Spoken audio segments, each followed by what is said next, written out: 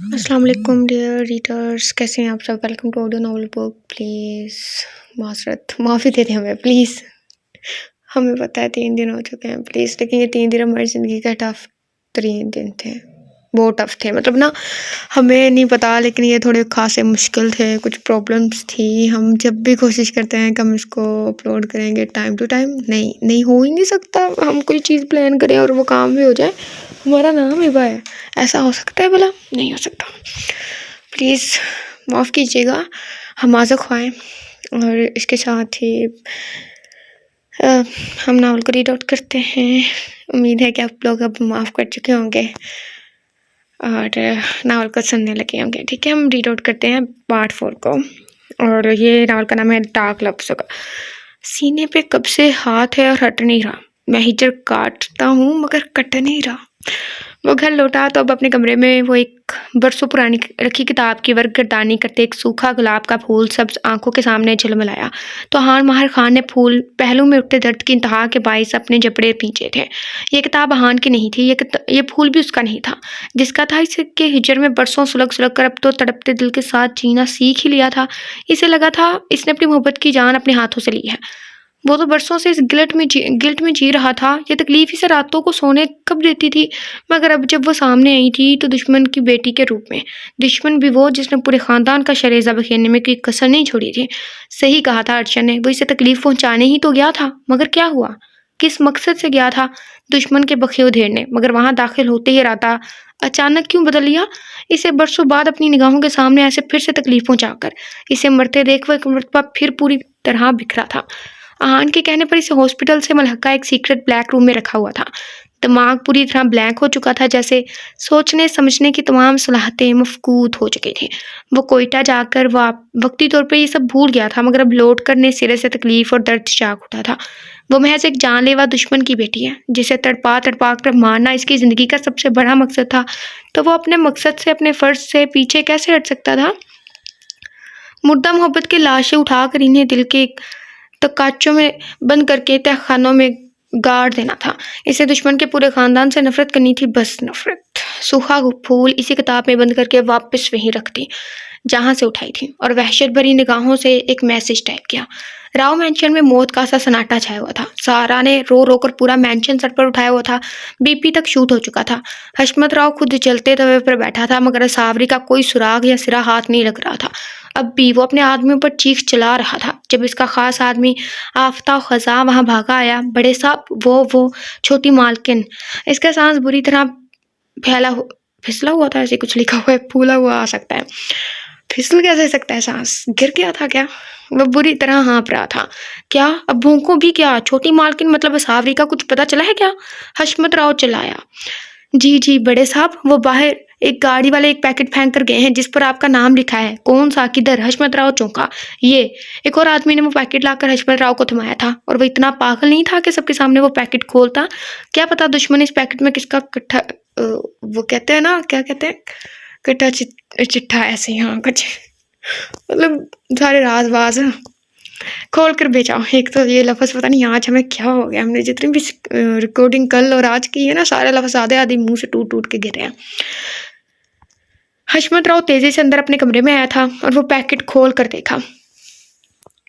Seconds में हशमत राव का चेहरा खौफ से सफ़ेद पड़ गया था। इस सारी हलचल की खबर बुलंद बख्त और सारा तक भी पहुंचनी थी, तभी वो इनके पीछे देखने आए थे कि सावरी की क्या खबर आई थी।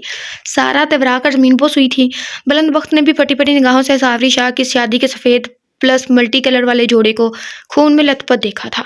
हशमत राव अपने सीने को पकड़कर वहीं बैठता चला गया। बाबा, बुलंद बख्त होश में आया। किसकी जानिब मतवज्जा होता, सारा या अपने बाप की जानिब? जल्दी से फ़ोन मिलाकर एम्बुलेंस बुलवाई थी।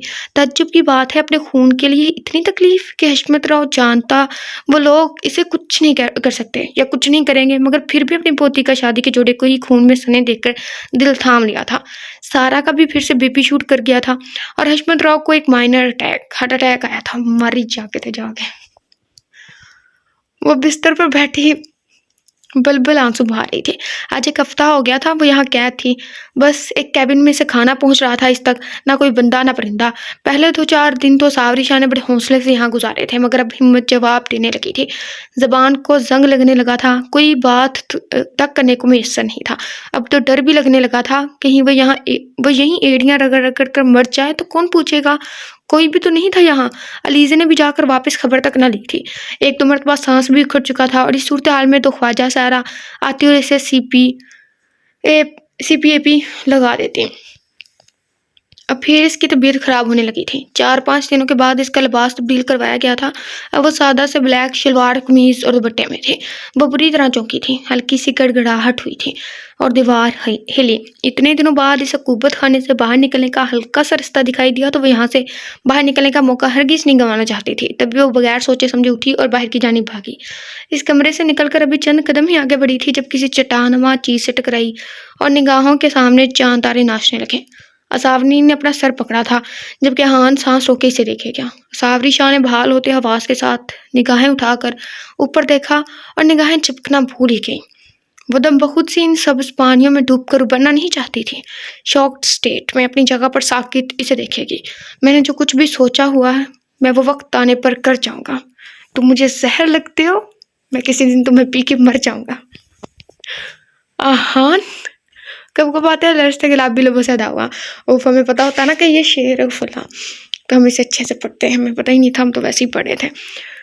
वो सेकंड्स में नीली पड़ गई थी। तबीयत तो पहले ही ख़राब थी, अब भी वो सीने पर हाथ रखे ज़मीन पर गिरती चली गई। असावरी वो जो नफ़रत की गिरदान करता यहाँ तक आया था, अब ज़मीन पर घुटनों के बल झुककर इसे बाजू में उठाया था, तेज़ी से इसी रूम में लाकर बेड पर लटाया। असावरी शाह ने बेतहाशा तड़पते बाजू से इसकी शर्ट मुट्ठियों में दबोची थी। तकलीफ से आंखों से आंसू जारी हो गए।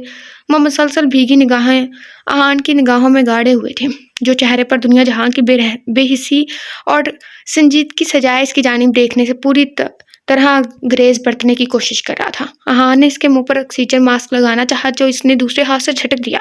आहान ने गुस्से से इसकी जानिब देखा, जो तड़प भी रही थी और इससे मदद भी नहीं लेना चाहती थी। आहान ने एक मरतबा फिर इसके मुंह पर ऑक्सीजन मास्क लगाना चाहा। इसने एक मरतबा फिर आहान का हाथ झटका चाहा, जो कि आहान ने अपने एक हाथ से दबोच लिया। आहान ने इसके दोनों हाथ अपने एक हाथ में दबोच कर बेहाल होती सावरी शाह के मुंह पर मास्क लगाया था। वो गहरे गहरे सांस भरने लगी थी। आहान जानता था रोने से इसकी तबीयत खराब हो जाया करती थी।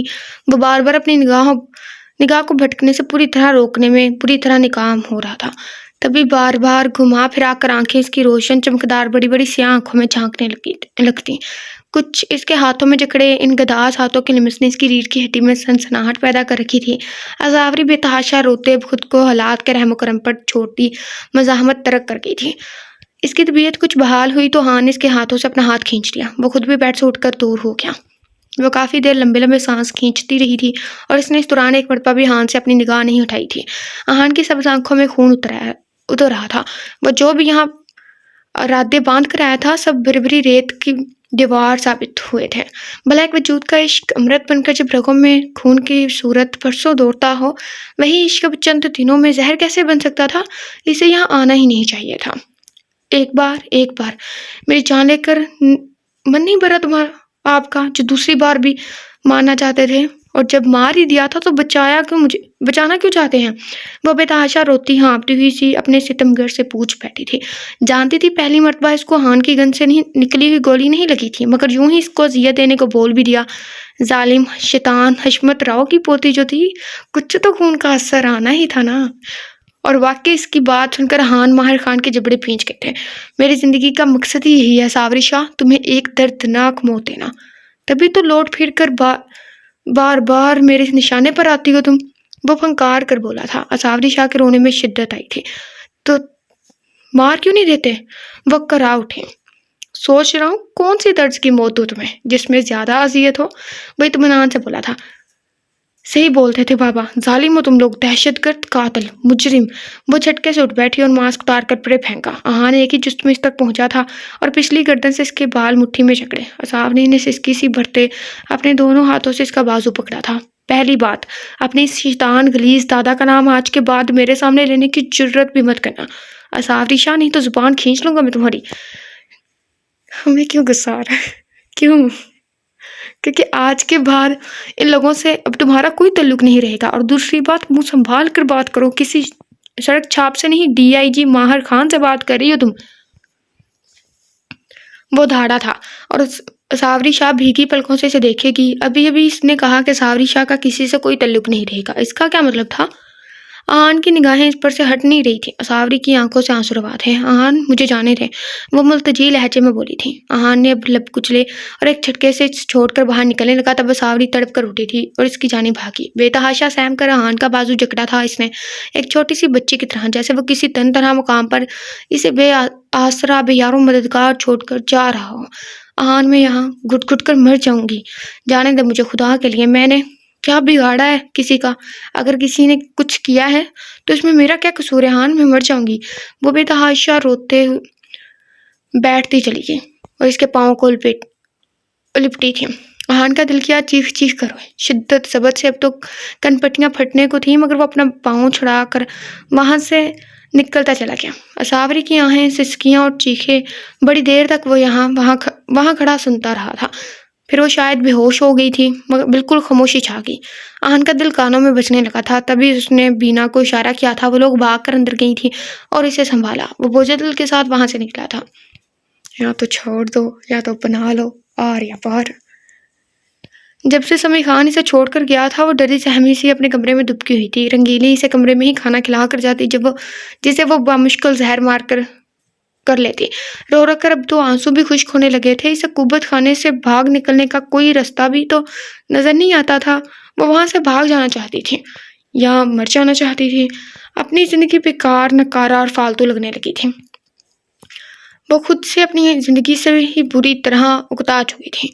काश कोई से इस अजियतनाक जिंदगी से निजात दे देता। वो अब भी बेड पर चुतलेटी छत को घूर रही थी। पीला जर्द रंग, आंखों के गिर्द स्याह हल्के, बेरोनक बुझी बुझी सी आंखें जिनमें जीने की उमंग एक फैसला भी नहीं रही, 1% सॉरी। मलगजे से कपड़ों में वो बरसों की मरीजा लगती थी। जब से समी खान गया था, इसने तो पढ़ाई करने की तो फीक भी नहीं की थी। वो क्यों जिंदा थी अब तक?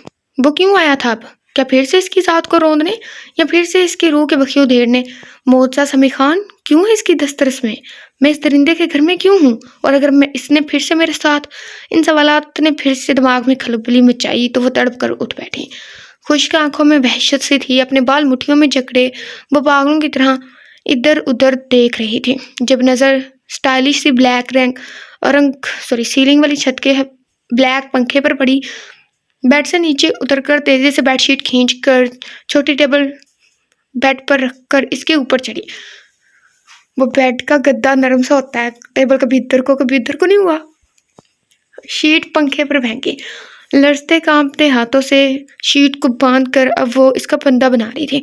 जब कमरे के बाहर से आते एक धाड़ पर इसे यूं लगा इसकी रूह वैसे ही प्रवास कर जाएगी। वो पूरी की पूरी कांप उठी थी। मोर्चा वो चलाया था। वो अपनी जिंदगी की जिस भयानक दौर से गुजर रही थी, अमन ने एहतियातन एक कैमरा इसके कमरे में भी लगवा दिया था। और अब वो हॉस्पिटल से आते इसकी ये कार्रवाई अपने मोबाइल में मुलाजा कर रहा था। अमन के गुस्से और तेज ने अपनी आखिरी हदों को छुआ था और वह शायद इसी बात का तो इंतजार कर रहा था। तभी तेजी से अपार्टमेंट में दाखिल होकर इसे चला कर पुकार कर वार्निंग दी थी कि वो बाज आ जाए। अब इसका रुख किसके कमरे की जानिब था। नीचे उतर रहा जल्दी जल्दी और कमरे का दरवाजा बंद कर लो। मोजा ने हवास भागता होकर इधर उधर देखा। एक ही जुस्त में टेबल से नीचे उतरकर बेड से नीचे उतरी। अपने कमरे की जानिब आती कदमों की धमक सुनकर वो बेतहाशा रोई थी। फिर तेजी से वॉशरूम की जानिब भागी। अमन कमरे में दाखिल हुआ तो इसे वॉशरूम में बंद होते देखा। अमन ने तेजी से अपना हाथ बंद होते वॉशरूम के दरवाजे के बीच हेल किया था। माजरत अपनी बहुत है, लेकिन एक चीज़ हमें पूछनी है। जब ना टीवी पे कुछ सीन चल रहा होता है, मतलब कोई ड्रामा और हीरोइन को वहाँ से भागना हो या ऐसा कुछ भी सीन हो, क्या आप लोग भी हमारी तरह से बाहर से ही कह रहे होते जल्दी भागो या ये कर लो वो कर लो? अक्सर मोस्टली हम ऐसा ही जज्बाती होकर कभी कभी कह देते हैं। वैसे तो हमने ड्रामा देखना बहुत पहले छोड़ दिया था, ये पहले की बात ही बता रहे हैं हम कहते हैं पीछे देखो, जल्दी करो उधर ना जाओ, ऐसा कहते रहते हैं जैसे वो हमारी सुन लेगी।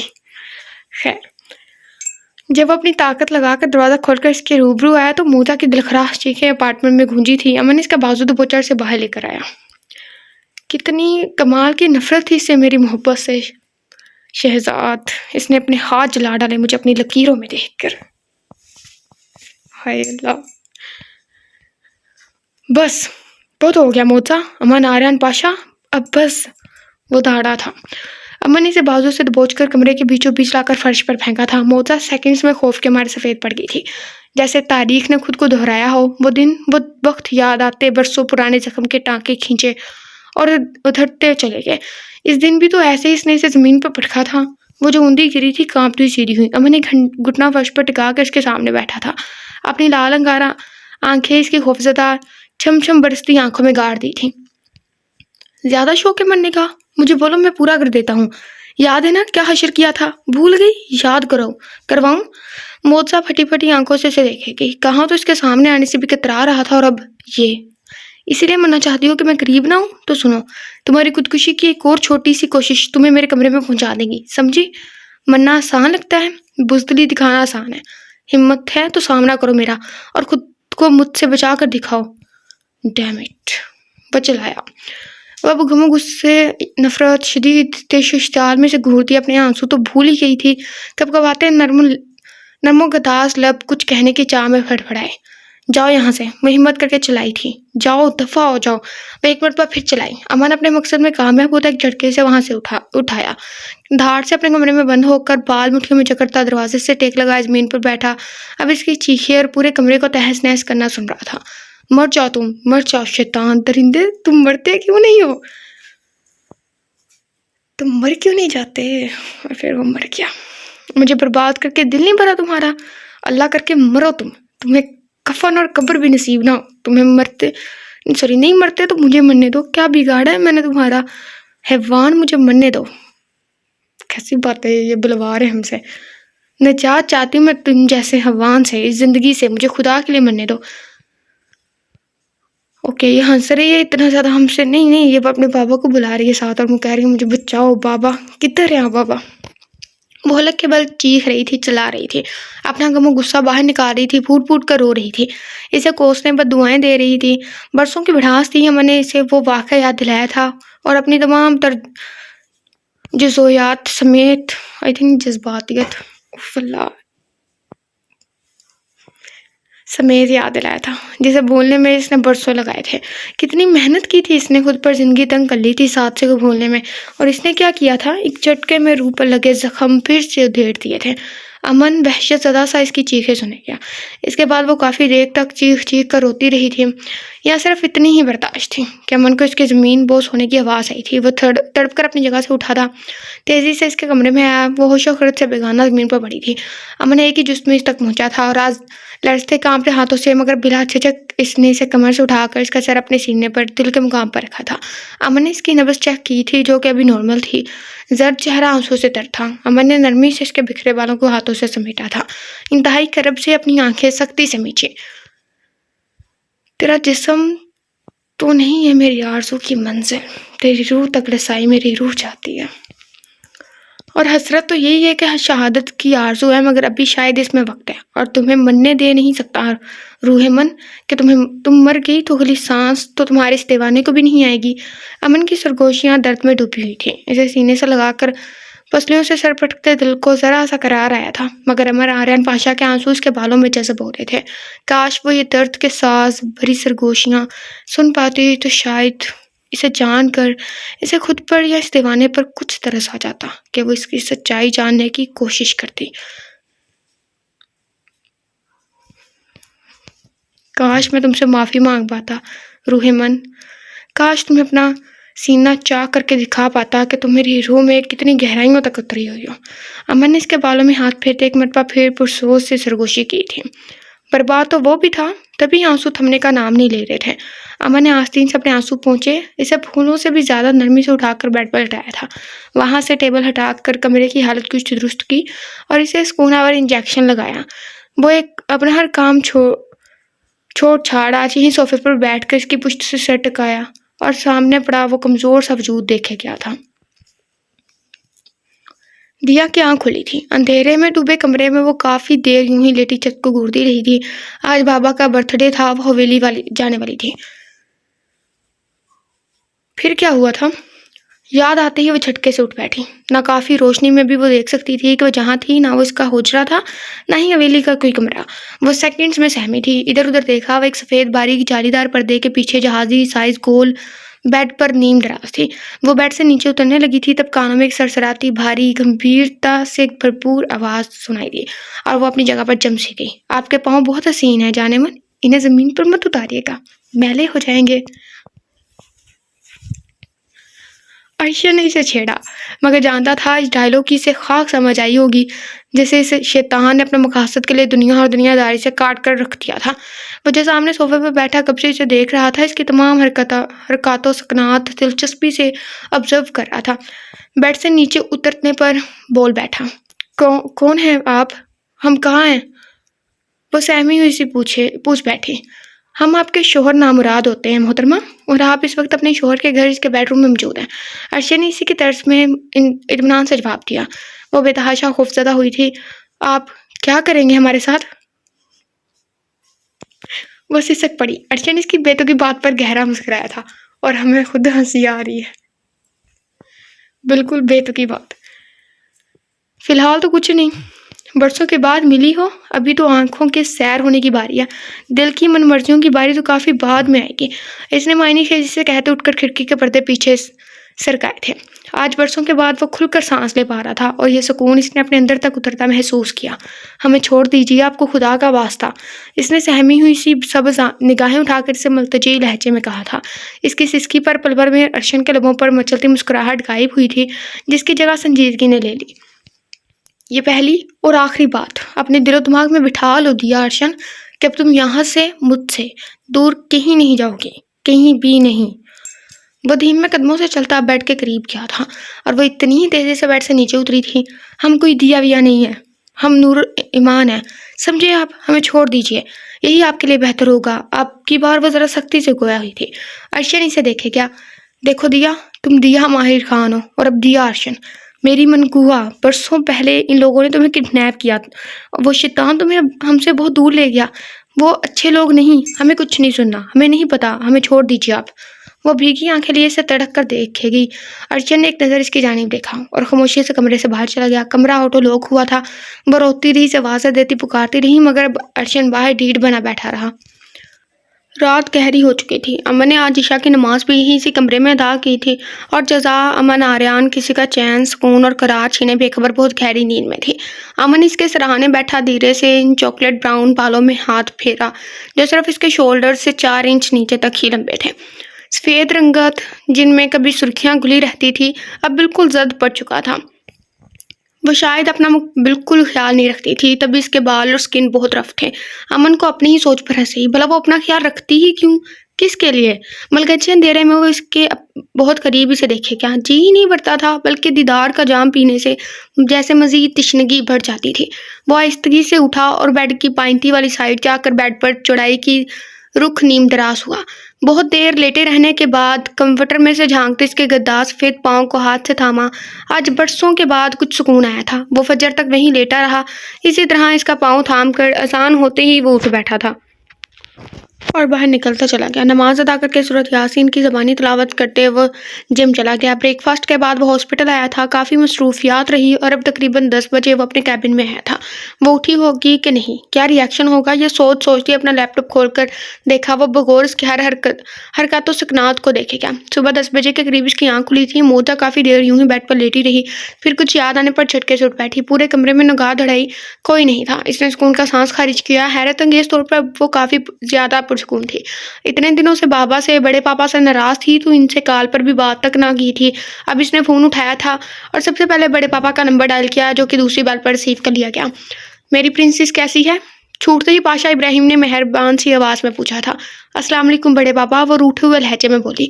वालेकुम सलाम, कैसा है मेरा बच्चा? पाशा इब्राहिम ने फिर लाड से कहा। जैसी भी हूँ, इससे आपको क्या? इसने फिर जले दिल के फफोले फोड़े। पाशा इब्राहिम मुस्कुराया। तो मेरी गुड़िया नाराज़ है अपने बड़े पापा से? पाशा इब्राहिम ने इसे बात करने के लिए उकसाया। मैं बिल्कुल भी और कभी भी बात नहीं करूंगी आपसे बड़े पापा। अब मुझे यहाँ क्यों लेकर आए थे और अब यहाँ क्यों रहने दे रहे हैं? बाबा को क्यों अपने पास बुला लिया? मुझे अकेले यहाँ क्यों छोड़ दिया? मुझे आपके पास और बड़ी मामा के पास आना है, आप लोगों के साथ रहना है। वो सिसकी तो पाशा इब्राहिम ने एक सर्द सी सांस भरी। वो अटकने के बजाय इनसे इतनी रवानी से बात कर पा रही थी तो यकीनन इसका इलाज शुरू कर दिया गया था। पाशा इब्राहिम को कुछ तो सुकून मिला। ठीक है, हम कल मिलने आएंगे तुमसे, फिर बड़ी मामा और शफा मामा तुम्हारे पास ही रहेंगी, ठीक है? मगर इसने कुछ कहना चाहा। अगर मगर कुछ नहीं, मेरी प्रिंसेस बहुत ब्रेव है, वो एक शेरनी बनकर अपने हर डर का सामना करेगी। अगर कोई मेरी प्रिंसेस को परेशान करेगा तो वो इसको इसकी नानी याद दिला देगी, करेगी ना? पाशा इब्राहिम ने मजीद इसकी हिम्मत बढ़ाई। इसने बकरी की तरह हाँ में सर हिला दिया। यस बड़े पापा, वो बामुश्किल ही मगर बोल ही गई। ओके, फिर आज से मेरी गुड़िया सिर्फ अपनी पढ़ाई पर ध्यान देगी बस, और कुछ नहीं सोचना। यस बड़े पापा, ठीक है, मैं फ़ोन रखता हूँ। लेकिन आप लोग कल आ रहे हैं ना? इसने कंफर्म करना ज़रूरी समझा। बिल्कुल, प्रॉमिस मेरी गुड़िया। ओके, टेक केयर बड़े पापा, वो बोली और फ़ोन रख दिया। फिर कुछ सोचकर साइड ड्रॉ में से हैंड फ्री निकाल कर फ़ोन को अटैच किया, हैंड फ्री कानों में ठूसी। मोबाइल फ़ोन में एक ख़ास ऑडियो फोल्डर खोलकर एक ऑडियो को ऑन किया। वो दुपट्टा सर पर ओढ़कर तकिए के साथ नीम दराज हुई, सुकून से आंखें मूंद गई थी।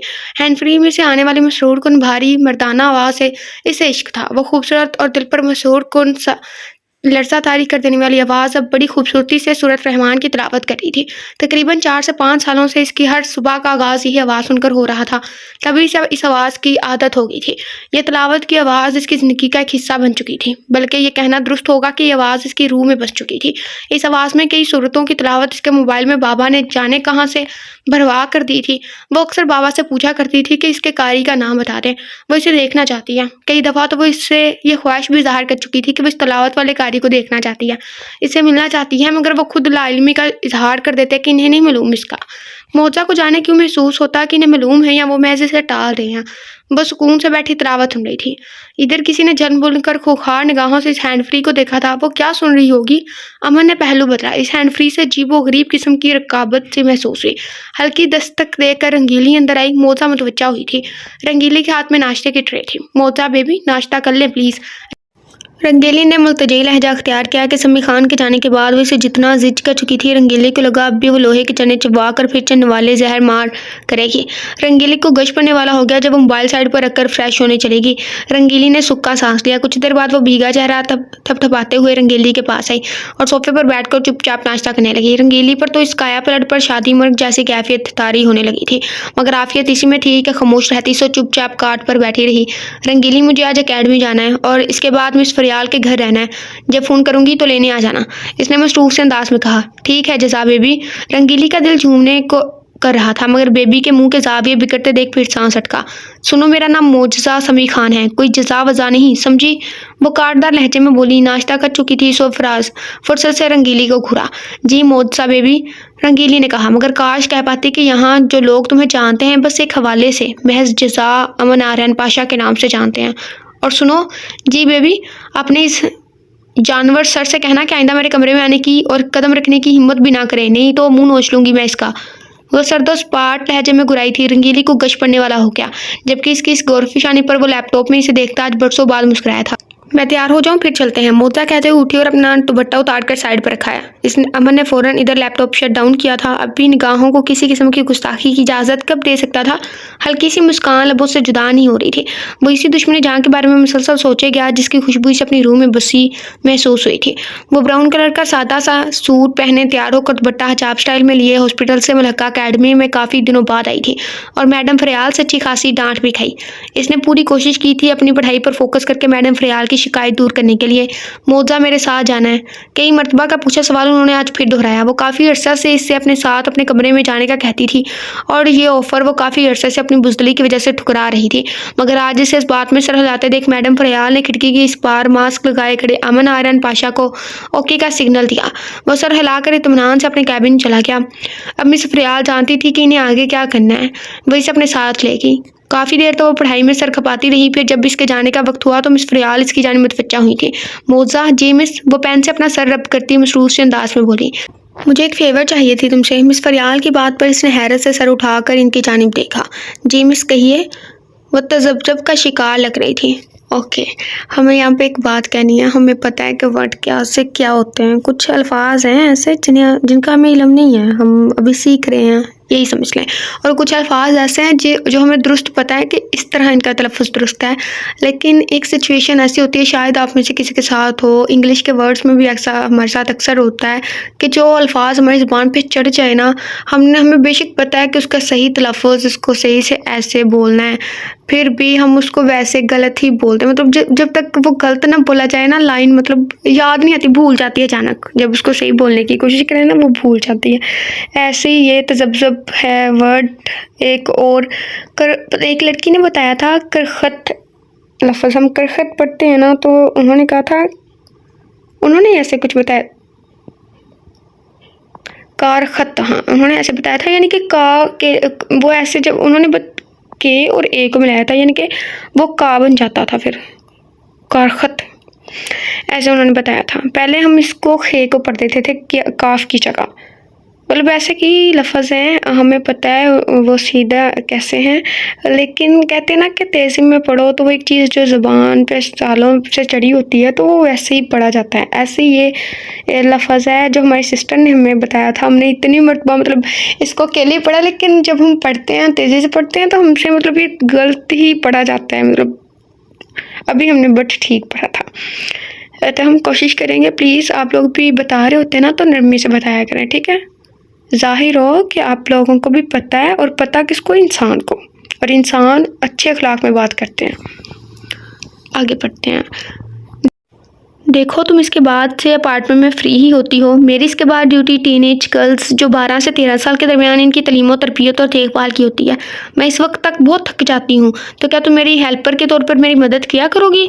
मिस फरियाल ने जिस लम्हे में इससे पूछा तो दम साध की। मोजा का भीड़ भाड़ में जाने का सोच कर ही दम निकलने लगा।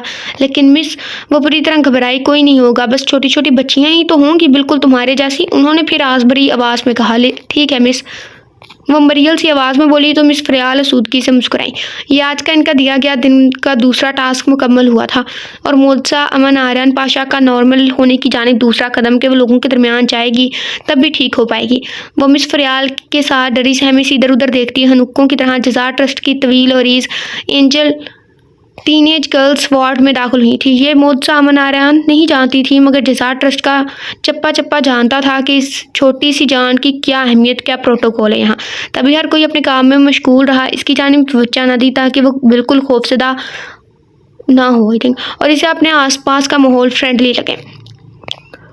वो मिस फरियाल के साथ वार्ड में दाखिल हुई। मिस फरियाल ने सबसे पहले इसका तारुफ करवाया, मगर वो सब बच्चियाँ इसे पहले से जानती थी। ये मोजा के लिए हैरत की बात थी, वो इसे जज़ाब भी बोल रही थी।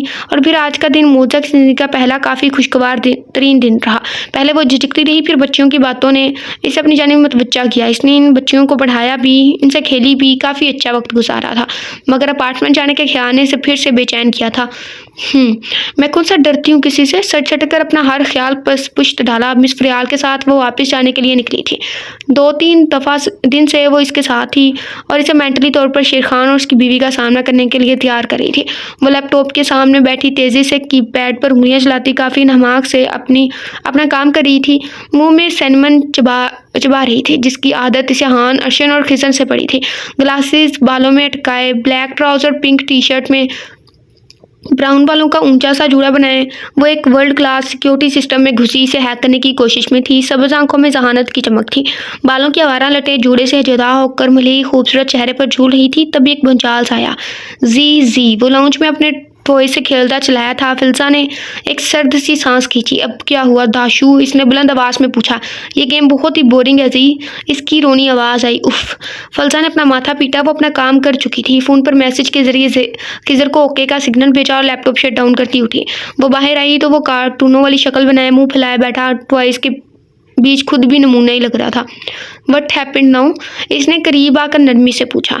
ये सब गेम्स बहुत बोरिंग है, दाशू को जी के साथ गेम खेलनी है, वो मुंह बनाकर बोली। कौन सी गेम, फुलजा करा उठी। जी इतना सारा वर्क करती है ना। इसने अपनी बाहें फैलाकर जी के काम का तूलो अर्ज बयान किया। तो दाशू जी की ज़्यादा परेशान नहीं करेगा, बस जी के साथ एक टिकटॉक बनाएगा। इसके ने शोशे पर फिल्जा को गश पड़ते पड़ते बचा। और दाशू को ये टिकटॉक का आइडिया कहाँ से आया? वो दांत पीस कर मगर नर्म लहजे में पूछने लगी। कल मैं जब शीला के साथ पार्क गया था तो इधर बॉयज़ और गर्ल्स बना रहे थे ना, तो हम भी बनाएंगे इसी सॉन्ग पर जिस पर वो लोग बना रहे थे। कम ऑन जी, मोबाइल निकालो। वो अब जिद्दी होने लगा था। कौन सा सॉन्ग था? फिल्जा ने सर्द सांस खींच कर पूछा। ओके, ये एक सॉन्ग है, वो जिनके वो सॉन्ग है बैकबोन नहीं है, जिनके सॉन्ग का जिनका सॉन्ग हाँ उस सिंगर का है। हॉर्न ब्लो करता हूँ, सॉन्ग का नाम भी यही है, उसकी मतलब ना टाइटल ट्रैक ये है। वो लहरा लहरा कर गाना गाने लगा। फिल्जा कहका लगा कर हंस पड़ी। यू जियान बस करो कि मेरे कानों के पर्दों की बैंड बजाओगे। वो दांतों तले लब दबा कर बोली थी और ये हसीन तरीन मंजर किसी ने अपनी निगाहों के जरिए अपनी रूह में उतरता महसूस किया। वर्ड सी, मैं इतना गंदा वाला गाता हूँ? जियान जितना? दशाब को सदमा ही लगा था। अच्छा, अब ड्रामेबाजी बंद करो। आशी की कॉल आई है, हमें खान वाला जाना है। अभी जाकर फ्रेश हो जाओ, मैं इतना लंच के लिए कुछ गर्म कर लूँ। मगर जी टिकटॉक वो खान मेंशन बनाएंगे, वो झुंझला कर बोली और इस लीचड़ बंदे से जान छुड़वाई। अब की बार वो चुपचाप वाशरूम चला गया। आज 2-3 दिन के बाद इसने दशाब को शेर खान और उसकी बीवी का सामना करने के लिए पूरी तरह मेंटली प्रिपेयर किया था। वह किचन में जल्दी से लंच के लिए पैकेट फूड गर्म कर रही थी। वो खाना गर्म करके अब इसका इंतज़ार करने लगी। काफ़ी देर इंतज़ार के बाद वो पैर पटकती इसके वाशरूम तक आई थी। दाशु यार, कौन लगाता है बाथरूम में इतनी देर? आखिर तुम करते क्या रहते हो इतनी देर बाथरूम में? वो बाहर से बोली। अंदर वो जो बाथरूम में हर एंगल पर खुफिया कैमरे सेट कर रहा था बुरी तरह चौंका। अपना काम अधूरा छोड़कर बाकी सब चीज़ें अपनी सीक्रेट पॉकेट्स में छुपा कर फिर जल्दी से शावर खोलकर इसके नीचे खड़ा हुआ। वाशरूम में ही हैंग हुए अपने कपड़ों में से सब्ज रंग की शॉर्ट्स और सुर्ख रंग की टी शर्ट पहनकर बाहर निकल आया। उफ़ जी, मैं बाथ टब में इतना एंजॉय कर रहा था, सब मज़ा ख़राब कर दिया। वो झुंझला कर बोला और इसके करीब चलाया। फिल्जा ने इसका इसको सरता पैर देखा। हाँ, फिल्जा पेट पकड़कर हंसेगी। वो अब मैं बहुत सा इस हंसी की जलतरिंग में खो चुका था। सब्ज आंखों में हंसी से आई हल्की नमी की चमक एक इंतहाई दिलकश नज़ारा पेश कर रहे थे। जी, हुआ क्या है? वो संजीदगी से पूछ बैठा। दाशु, तुम्हारी ये ग्रीन निक्कर और रेड टी शर्ट पीला एक चड्डी पहनकर फूल खिला है। हाँ। फिल्जा हंसी से लुटपुट होती अब इसकी टी शर्ट अपनी मुट्ठियों में जकड़ चुकी थी, जबकि हंसते हुए इसके सीने पर अपना सर रखा था। वह गदार वजूद की सांसों में उतरती महक महसूस कर अपना सांस तक रोक गया था और ये इससे बिल्कुल बेख्तियार सरसत होने वाला अमल था कि इसने अपने हाथ इसकी कमर पर रखे थे। फिल्जा की हंसी थमी थी। You are a bad girl. तुम दाशु का मजाक उड़ा रही थी, राइट? दाशु ने आईब्रो चुकाई। और तुम बहुत ही क्यूट बॉय हो और मुझे अच्छे लगने लगे हो। वो इसके गाल बच्चों की तरह खींचते बोली। इसकी ये कुर्बत, इसकी ये लिमस किसी के दिल और जज्बों को एक अजीब से एहसास से दो चार करे थे। यूमिन के दाशु पहले जी को अच्छा नहीं लगता था। वो मुंह बनाकर बोला, मगर इसकी निगाहों में जाने ऐसा क्या होता था कि फिल्जा चौंक जाती। नहीं, पहले भी अच्छे लगते थे, बट अब ज़्यादा अच्छे लगने लगे हो। फिल्जा ने इसे अपने दिल की बात बताई थी, क्योंकि वो जाने कि उसे बहुत अच्छा लगने लगा था, बहुत अजीज हो गया था। और अब ऐसा क्या हुआ है? अपनी दानस्त में दाशु ने समझदारी से पूछा। अब तुम मेरे हबी बन गए हो ना? वो अब शरारतन इसकी नाक खींचकर मजाक में बोली थी, मगर नहीं जानती थी कि मजाक ये शरारत सामने वाले ने कितनी सीरियस ली थी। वो इसकी जानिब देखे क्या? वैसे भी इसके हाथ फिल्जा की कमर की नरमाहट महसूस करने में मगन थे। फिल्जा ने जरा से पांव उठाकर इसकी नाक पर अपने लब रखे। What is this? वो पूछ बैठा। जो अच्छा लगता है इसे किसी कर लेते हैं ना? फिल्जा ने इसे पत्ते की बात बताई। अचानक दशाब ने झुककर इसे लबों पर एक जोरदार किस दी थी और फौरन पीछे हटा। फिल्जा की आंखें हैरत और सदमे से फैल गई। वो जी भी दाशु को बहुत अच्छी लग रही है ना? तो एक किसी दाशु ने भी जी को दे दी। वो इत्मीनान से अपनी किसी की वजाहत देने लगा। फिल्जा फौरन इससे दूर हुई थी। चलो भाई, हमें निकलना है। मैं ड्रेस निकाल देती हूँ, चेंज करके बाहर आ जाओ। तुम्हारे बदले तो बहुत डेंजरस हैं। वो झुंझला कर बोली और अपने लब रब करती ड्रेसिंग की जानिब गई। जब जाने का ऐसा शिद्दत भरा लिमस था कि वो अंदर तक खिल चुकी थी, जबकि वो इत्मीनान से खड़ा इसकी पुश्त को देख रहा था। इसकी बेचैनी गहरी निगाहों से ऑब्जर्व किए गया। वो शेर खान की आंखों में आंखें डाले इत्मीनान से इसके सामने खड़ी थी। ए लड़की, कौन हो तुम? इसने भरपूर एक्टिंग की। मिसेस दशाब इंसार खान हूँ, फिल्जा ने इत्मीनान से कहा। आयशा और इसकी मम्मा भी वहीं मौजूद थी। दशाब इसकी पुश्त के पीछे तकरीबन छुपकर खड़ा थर थर कांप रहा था। ये सुनकर शेर खान को जैसे पतंगे लगे। क्या बकवास कर रही हो लड़की? होश में तो हो। और क्या सबूत है तुम्हारे पास इस बात का कि तुम दशाब इंसार खान की बीवी हो? वो चलाए थे। फिल्जा ने पेपर इनकी जानिब उछाला। ये निकाह नामा है और अब दशाब के डैड की विल के मुताबिक मैं इसकी लीगल वाइफ होने के साथ साथ इस सारी प्रॉपर्टी की मालकिन हूँ। तो जितना मुझसे धीमी आवाज़ में मुखातिब होगी आपके लिए इतना ही बेहतर होगा। फिल्जा सोफे पर बैठते टांग पर टांग जमाते कहा। और अगर मैं तुम्हारे खिलाफ केस कर दूं कि दौलत की लालच में तुमने मेरे भतीजे को फांस कर इससे शादी कर ली तो क्या करोगी? शेर खान का लहजा हित्तकमीज था। ये तो आप अपनी नीयत और इरादे बता रहे हैं ना अंकल। वैसे भी फिर भी आपको तसल्ली करवा देती हूँ कि मैं क्या करूँगी। दाशु, बताना ज़रा कि तुम पुलिस अंकल को क्या बोलोगे? मैं बोलूँगा कि बड़े पापा और बड़ी मम्मा मुझे परेशान करते थे, मुझे खाना भी नहीं देते थे और स्टोर रूम में बंद करके रखा था। सिर्फ जी ने मेरी हेल्प की और सिर्फ जी मेरा ख्याल रखती है। वो जल्दी से और तेज़ी से बोला। शेर खान ने खूंखार निगाहों से घूरा। फिल्जा ने कंधे झुकाए। ये केस तो मेरे हक में रहेगा अंकल जी, मगर कुछ लोग अपनी खैर मनाएं, क्योंकि काले करतूत और किए गए गुनाह कभी नहीं छुपते। एक ना एक दिन आपके गुनाह आपके मुंह पर मार दिए जाते हैं और तब होता है मुकफ़ात का अमल शुरू।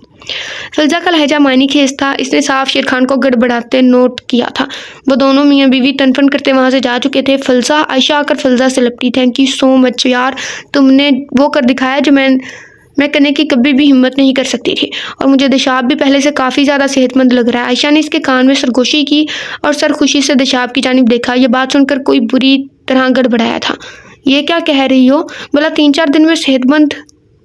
जादू से हो गया? मैं इसे ऐसे ही लेकर गई थी यहाँ से। फिल्जा ने इसके माथे पर चुपत रसीद करके कहा। अच्छा, फिर लगता है मैं ही इसे देखकर कुछ ज़्यादा एक्साइटेड हो गई हूँ। आयशा मुस्कुराई। तभी फिल्जा का फ़ोन रिंग हुआ था। वो चौंकी। फ़ोन यस करके कान को लगाया। 2 मिनट बात करने के बाद फ़ोन रख दिया। आयशा, मुझे जाना होगा, फिल्जा ने उठते हुए कहा। किधर? घर? क्यों? डैड ने बुलाया है। दिया मिल गई है, मगर वो अजीब बिहेव करी है, इसलिए बाबा और हम सब इसे मिलने जा रहे हैं। मैं जल्द वापस आऊँगी, तुम दिशाब का ख्याल रखना। कोई गड़बड़ हुई तो बस आधी बैल दे देना, मैं समझ आऊँगी। वो उठकर जाने लगी। जी किधर? वो बेचैन हुआ और उसका हाथ दबोचा। ज़रूरी काम है दाशु, जाना पड़ेगा, बट आई प्रॉमिस अब तुम्हें कोई कुछ नहीं कहेगा, राइट? फिल्जा ने इसका हाथ थपथपाया। इसने इस बात में सर हिलाया। वो इसको निगाहों से ओझल होने तक देखे गया। अर्शन धीमे कदमों से चलता इस कमरे में दाखिल हुआ था। कल इसने इस पर हाथ उठाया था, जिसके लिए बरसों वो माही ब्याह की तरह तड़पा था, जिसे पल पल दुआओं में अपने लिए वापस मांगा था, हर रात जगा हुआ था। हर चढ़ता दिन के अर्शन महाबीर हफीज़ की मोहब्बत को रूज ही आया था, कभी इसमें कमी नहीं आई थी। आपका मनपसंद शख्स पूरी कायनात में आपके लिए ज़्यादा अहम होता है, क्योंकि पूरी कायनात इसके गिर्द महवे रक्स होती है। और दिया तो अर्शन का सूरज थी और अर्शन एक ज़मीन की मानी थी कि अपने मदार के गिर्द बरसों चक्कर लगाता रहा, मगर अपने मदार से कभी 1 इंच भी इधर उधर ना हो पाया। और कल वो इस पर हाथ उठा गया। हाथ टूट नहीं गया अर्शन महाबीर हफीज़ का। तभी वो अपने हाथों में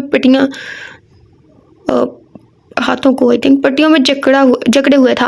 वो इस हाथ को जाने क्या सजा दे चुका था। अर्शन ने देखा वो सो रही थी। इस वक्त तो वो नहीं सोती थी। वो इसे चेक करने जल्दी से बेड के करीब आया।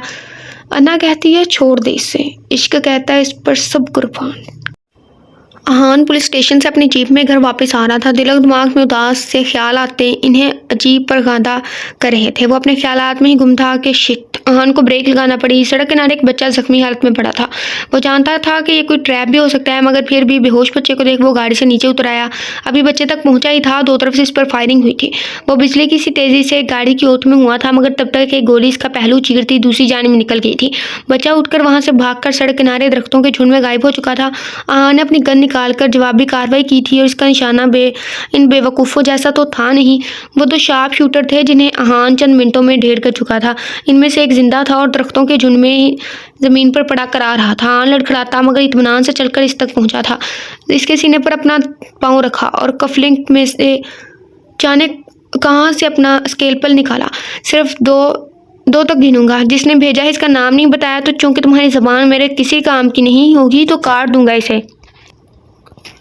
अहान इस पर झुका था। शूटर जानता था वो जलाद है और जो बोल रह कर गुजरेगा। तभी वो पिट की तरह इसके गिनती शुरू होने से पहले बोल पड़ा। हशमत राव ने भेजा हमें।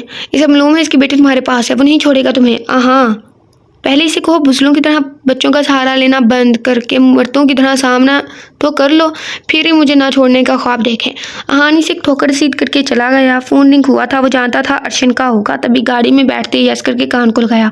अहान, तुम जख्मी हुए हो? अर्शन चलाया। मामूली सा जख्म है यार, गहरा नहीं।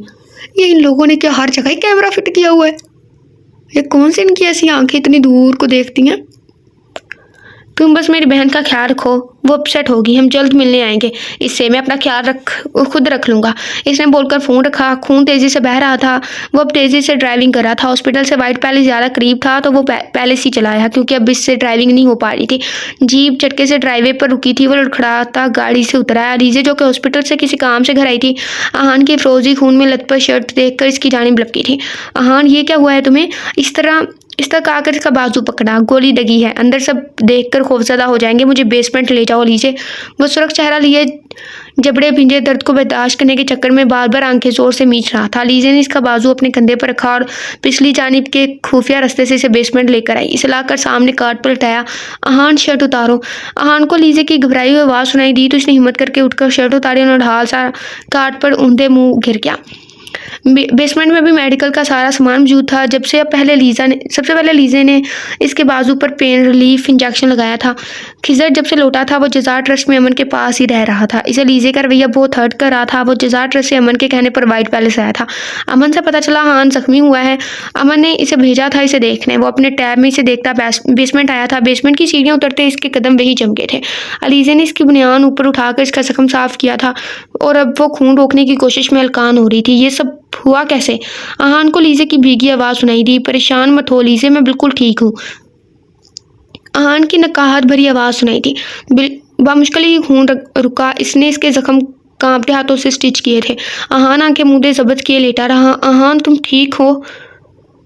ठीक तो हो, सॉरी। अलीज़ा ने झुककर इसका कंधा हिलाकर इसे पूछा।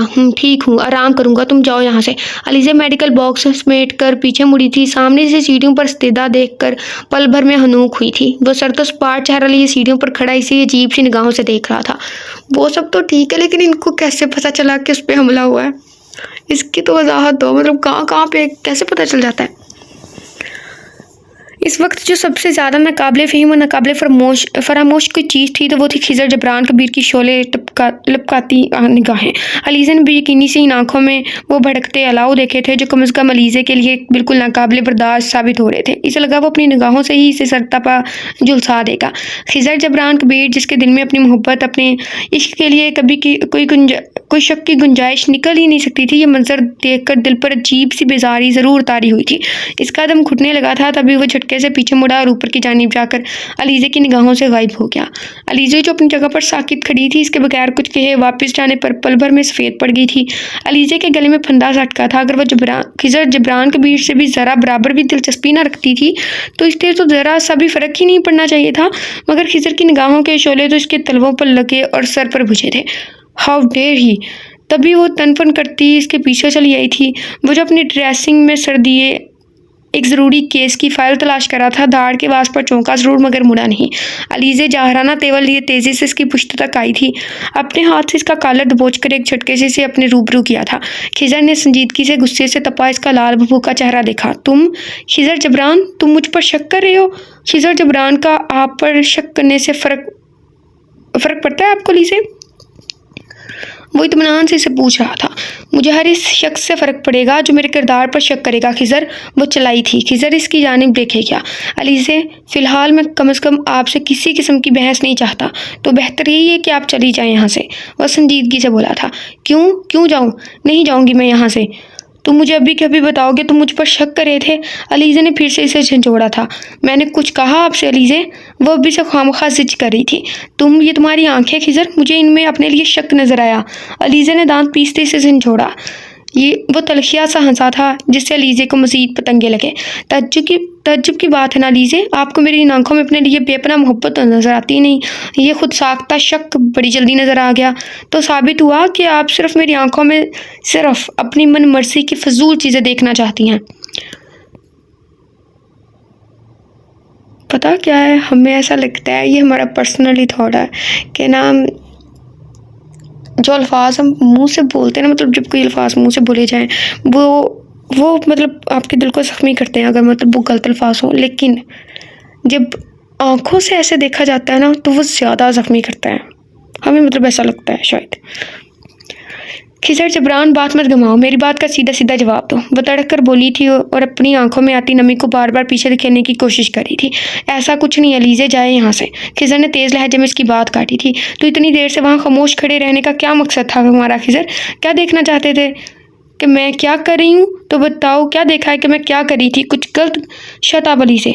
खिजर रहा था और अब की बार इसकी कलाइयाँ दबोचकर एक झटके से इसे ड्रेसिंग से लगाया था।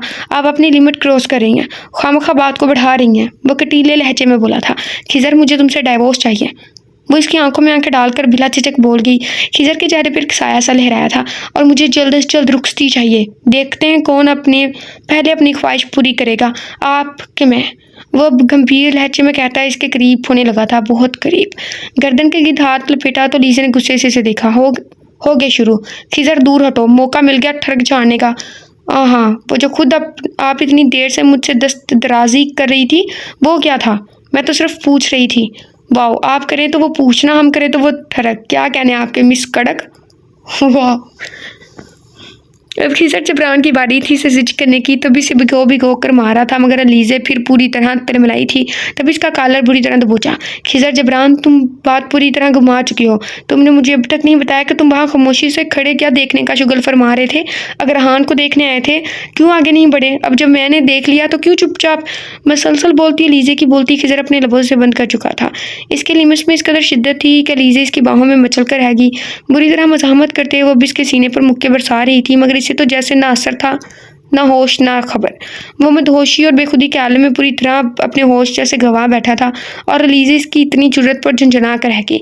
वो पूरी तरह सराब होकर पीछे हटा था। अलीज़े के गुलाबी लब सुर्ख रंग में रंग चुके थे। वो लाल बहू का चेहरा लिए फटी फटी आंखों से इसे देखेगी। खिजर तुम। अलीज़े ने चिल्लाना चाहा, मगर इसने तेजी से अपनी शहादत की उंगली इसके होंठों पर जमाई थी। दूसरे से इसका जबड़ा दबोचा। यहीं पे आके अटक जाते हैं हम। ज़्यादा सारी शीन है, इसका मतलब है खामोश। जानती है अलीज़े, पूरी तरह मेरी मलकियत होने के बावजूद आपकी आंखों में इनके लिए ये जो लपक है ना, ये जज्बे मुझे कितनी तकलीफ़ देते हैं। मेरे सीने में एक भांबड़ सा जल उठता है। जानता हूँ इंसान का खुद पर इख्तियार नहीं होता, मगर खुद को इतना बेख्तियार भी मत कीजिए कि मैं बर्दाश्त ना कर सकूँ। मुझे इतना आजमाएं जितना कि आप में भी इस तूफान से उलझने की ताकत है। मेरे अंदर के सोए हुए जूनियर जेके को मत जगाएं। वो जाग गया तो जैसे आज से 5 साल पहले आपको बिल्कुल बेबस कर दिया था ना, अब भी आपको बेबस करने में एक सेकंड नहीं लगाएगा। ये बात अब जितनी जल्दी समझ लें, इतना ही आपके लिए बेहतर होगा। बदतमीज़ कहीं का। इसने करीब आकर एक मरतबा फिर इसके गदाज लबों को अपने होंठों से जरा सा छुआ था। इसके पीछे ड्रेसिंग से फाइल उठाई और इसे छूकर जैसे पत्थर का बनाकर वहां से निकलता चला गया। खान शमशान खेल अपने आदमियों पर चीख चिंगाड़ रहा था। इमरजेंसी मीटिंग बुलाई गई थी, और अब वो इस सब खेल हवेली की बेसमेंट में सर जोड़े बैठे थे। जलादों ने इनका काफ़ी से ज़्यादा नुकसान किया था। महारानी तो इसी वक्त से बेचताब खा रही थी जब से इसका हसीनो जमील चेहरा इसकी तनास्त में उन्होंने जलाया था। महारानी का हसीन और जमील चेहरा उसकी दानास में, यानी कि उसको ही लगता है कि उसका चेहरा हसीन और जमील है। मीटिंग में आज बरसों बाद अली वज़ीर, सैफ अली और जलाल ओढ़ो ऐसे कुछ नाम में भी मौजूद थे। सारे शैतान एक सफ़ में मौजूद थे, फिर से अपने शैतानी मंसूबे बनाने के लिए। मुझे नूर ईमान चाहिए हर कीमत पर। वो अड़नी पता नहीं ऐसी कुछ लिखा है, बट ऐसे ही कुछ लिखा है, आपको तो पढ़ने आसानी से हमसे जीत नहीं सकते। पता नहीं क्या है। हशमत राव की पोती को ले उड़े, नूर ईमान को ले उड़े। नूर पाक बीबी को मिलने वाले लाखों करोड़ों के बदले का नुकसान हो रहा है। सॉरी, हदिये का। अल्लाह, क्या पढ़े, बात तुम पागल हो गई हो, सर पे चमाट लगाएगा। इतनी मुश्किल से अवाम से छुपाया हुआ है कि वो बीमार है, इलाज चल रहा है इसका। ये मेरी गलती है कि मैं भूल कैसे गया कि इसकी एक जुड़वा बहन भी है जो आसानी से हमें बेवकूफ़ बना सकती है। कैसे भूल गया? हमने इनकी जड़ें खोखली कर दी थी, लेकिन अब इस सबसे ज़्यादा मुझे इस जुड़वा लड़की को तबाह बर्बाद होते देखना है। मेरी हवेली में घुसकर मुझे आंखें दिखा कर गई है। इसका अंजाम तो बहुत भयानक चाहिए मुझे। अपनी इस आदमी से कहो जो इसके पास है कि इसकी आर्या और इज्जत की नीलामी की वीडियो मुझे पूरे पाकिस्तान में वायरल चाहिए। खान शमशान खेल अपने मुंह से झाग उड़ा रहा था, और अगर वाम को इस वाइट पैलेस पर छोड़ दिया जाए कि इनकी नूर पाक बीबी को इन लोगों ने गवाह करके कैद कर रखा है, तो वाम तो इनकी ईंट से ईंट बचा देगी। जलाल ओढ़ो ने नादर मशवरा पेश किया। क्या बकवास है। वो सब्ज आंखों वाला जल्लाद वो सेकंडों में साबित कर देगा कि वो इसकी बेटी है। DNA टेस्ट, इसके बचपन के डॉक्यूमेंट्स वगैरह, और हमने इसे अगवा किया था। उल्टा हम फंस जाएंगे। काफ़ी बकवास मशवरा है ये, खान शमशान खेल ने बुरा मनाया। फिर हमें कुछ ऐसा करना पड़ेगा इन्हें इतना मजबूर करना पड़ेगा, वो इतना मजबूर हो जाए कि खुद ही अशमत राव की पोती को नूर पाक बीबी को हमारे पास छोड़कर जाएं। महारानी ने खबासत से कहा। और वो क्या होगा? खान शमशार खेल ने पूछा तो वो खबासत से मुस्कुरा थी। वो खाने की ट्रे कमरे में लेकर दाखिल हुआ तो वो हिसाब मूल नमाज पढ़ी थी। इसने खाने की ट्रे टेबल पर रखी। दिया खाना खाओ, अर्शद ने कहा। इसने एक चंटी सी निगाह खाने की ट्रे पर डाली और अपनी दुआ में मशगूल हो गई। वो काफ़ी देर बैठा इंतजार करता रहा, हत्ता कि आधा घंटा गुजर गया, मगर वो टस से मस नहीं हुई। अर्शद बगौर इसके दाएं जानिब से इसे देखे क्या। वो इस वक्त अपने मखसूस सरतापास सफेद लिबास में थी कि इसने दूसरे रंग के कपड़े पहनने से साफ इनकार कर दिया था। मजबूरन फिलहाल अर्शद को इसे यही सफेद लिबास देना पड़ा। दिया खाना ठंडा हो रहा है, इसने एक मरतबा फिर से मुखातिब किया।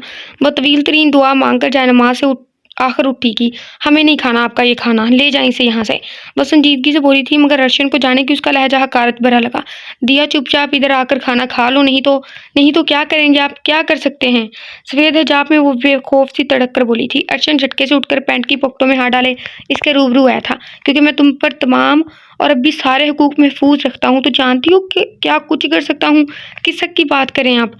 लहजा सादा मगर चुभता हुआ सा था। अर्शद ने कोट की पॉकेट में से एक पेपर निकाला था। इस हक की बात कर रहा हूँ मैं, तुम्हारा और मेरा निकाह नामा है ये। अर्शद ने इसकी जानिब वो पेपर बढ़ाया जो कि इसने थामने की जरूरत भी महसूस नहीं की। बचपन का ये धोखा नामी कोई वक़्त नहीं रखता। अभी हमसे इसे रद्द कर दे तो इसकी हैसियत एक कागज़ के टुकड़े से ज़्यादा नहीं रहेगी। वो सुकून से बोली।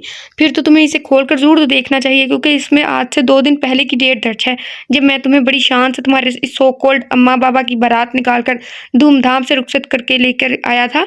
अर्शद ने वो कागज़ इसके हाथ में थमाया, जिसे देखकर खोलकर देख वह सांस तक रोक गई। इस पर तुम्हारे असल नाम के साथ तुम्हारा फिंगरप्रिंट है जान, फिंगरप्रिंट है जान, जो कभी नहीं बदलता, जानती हो ना।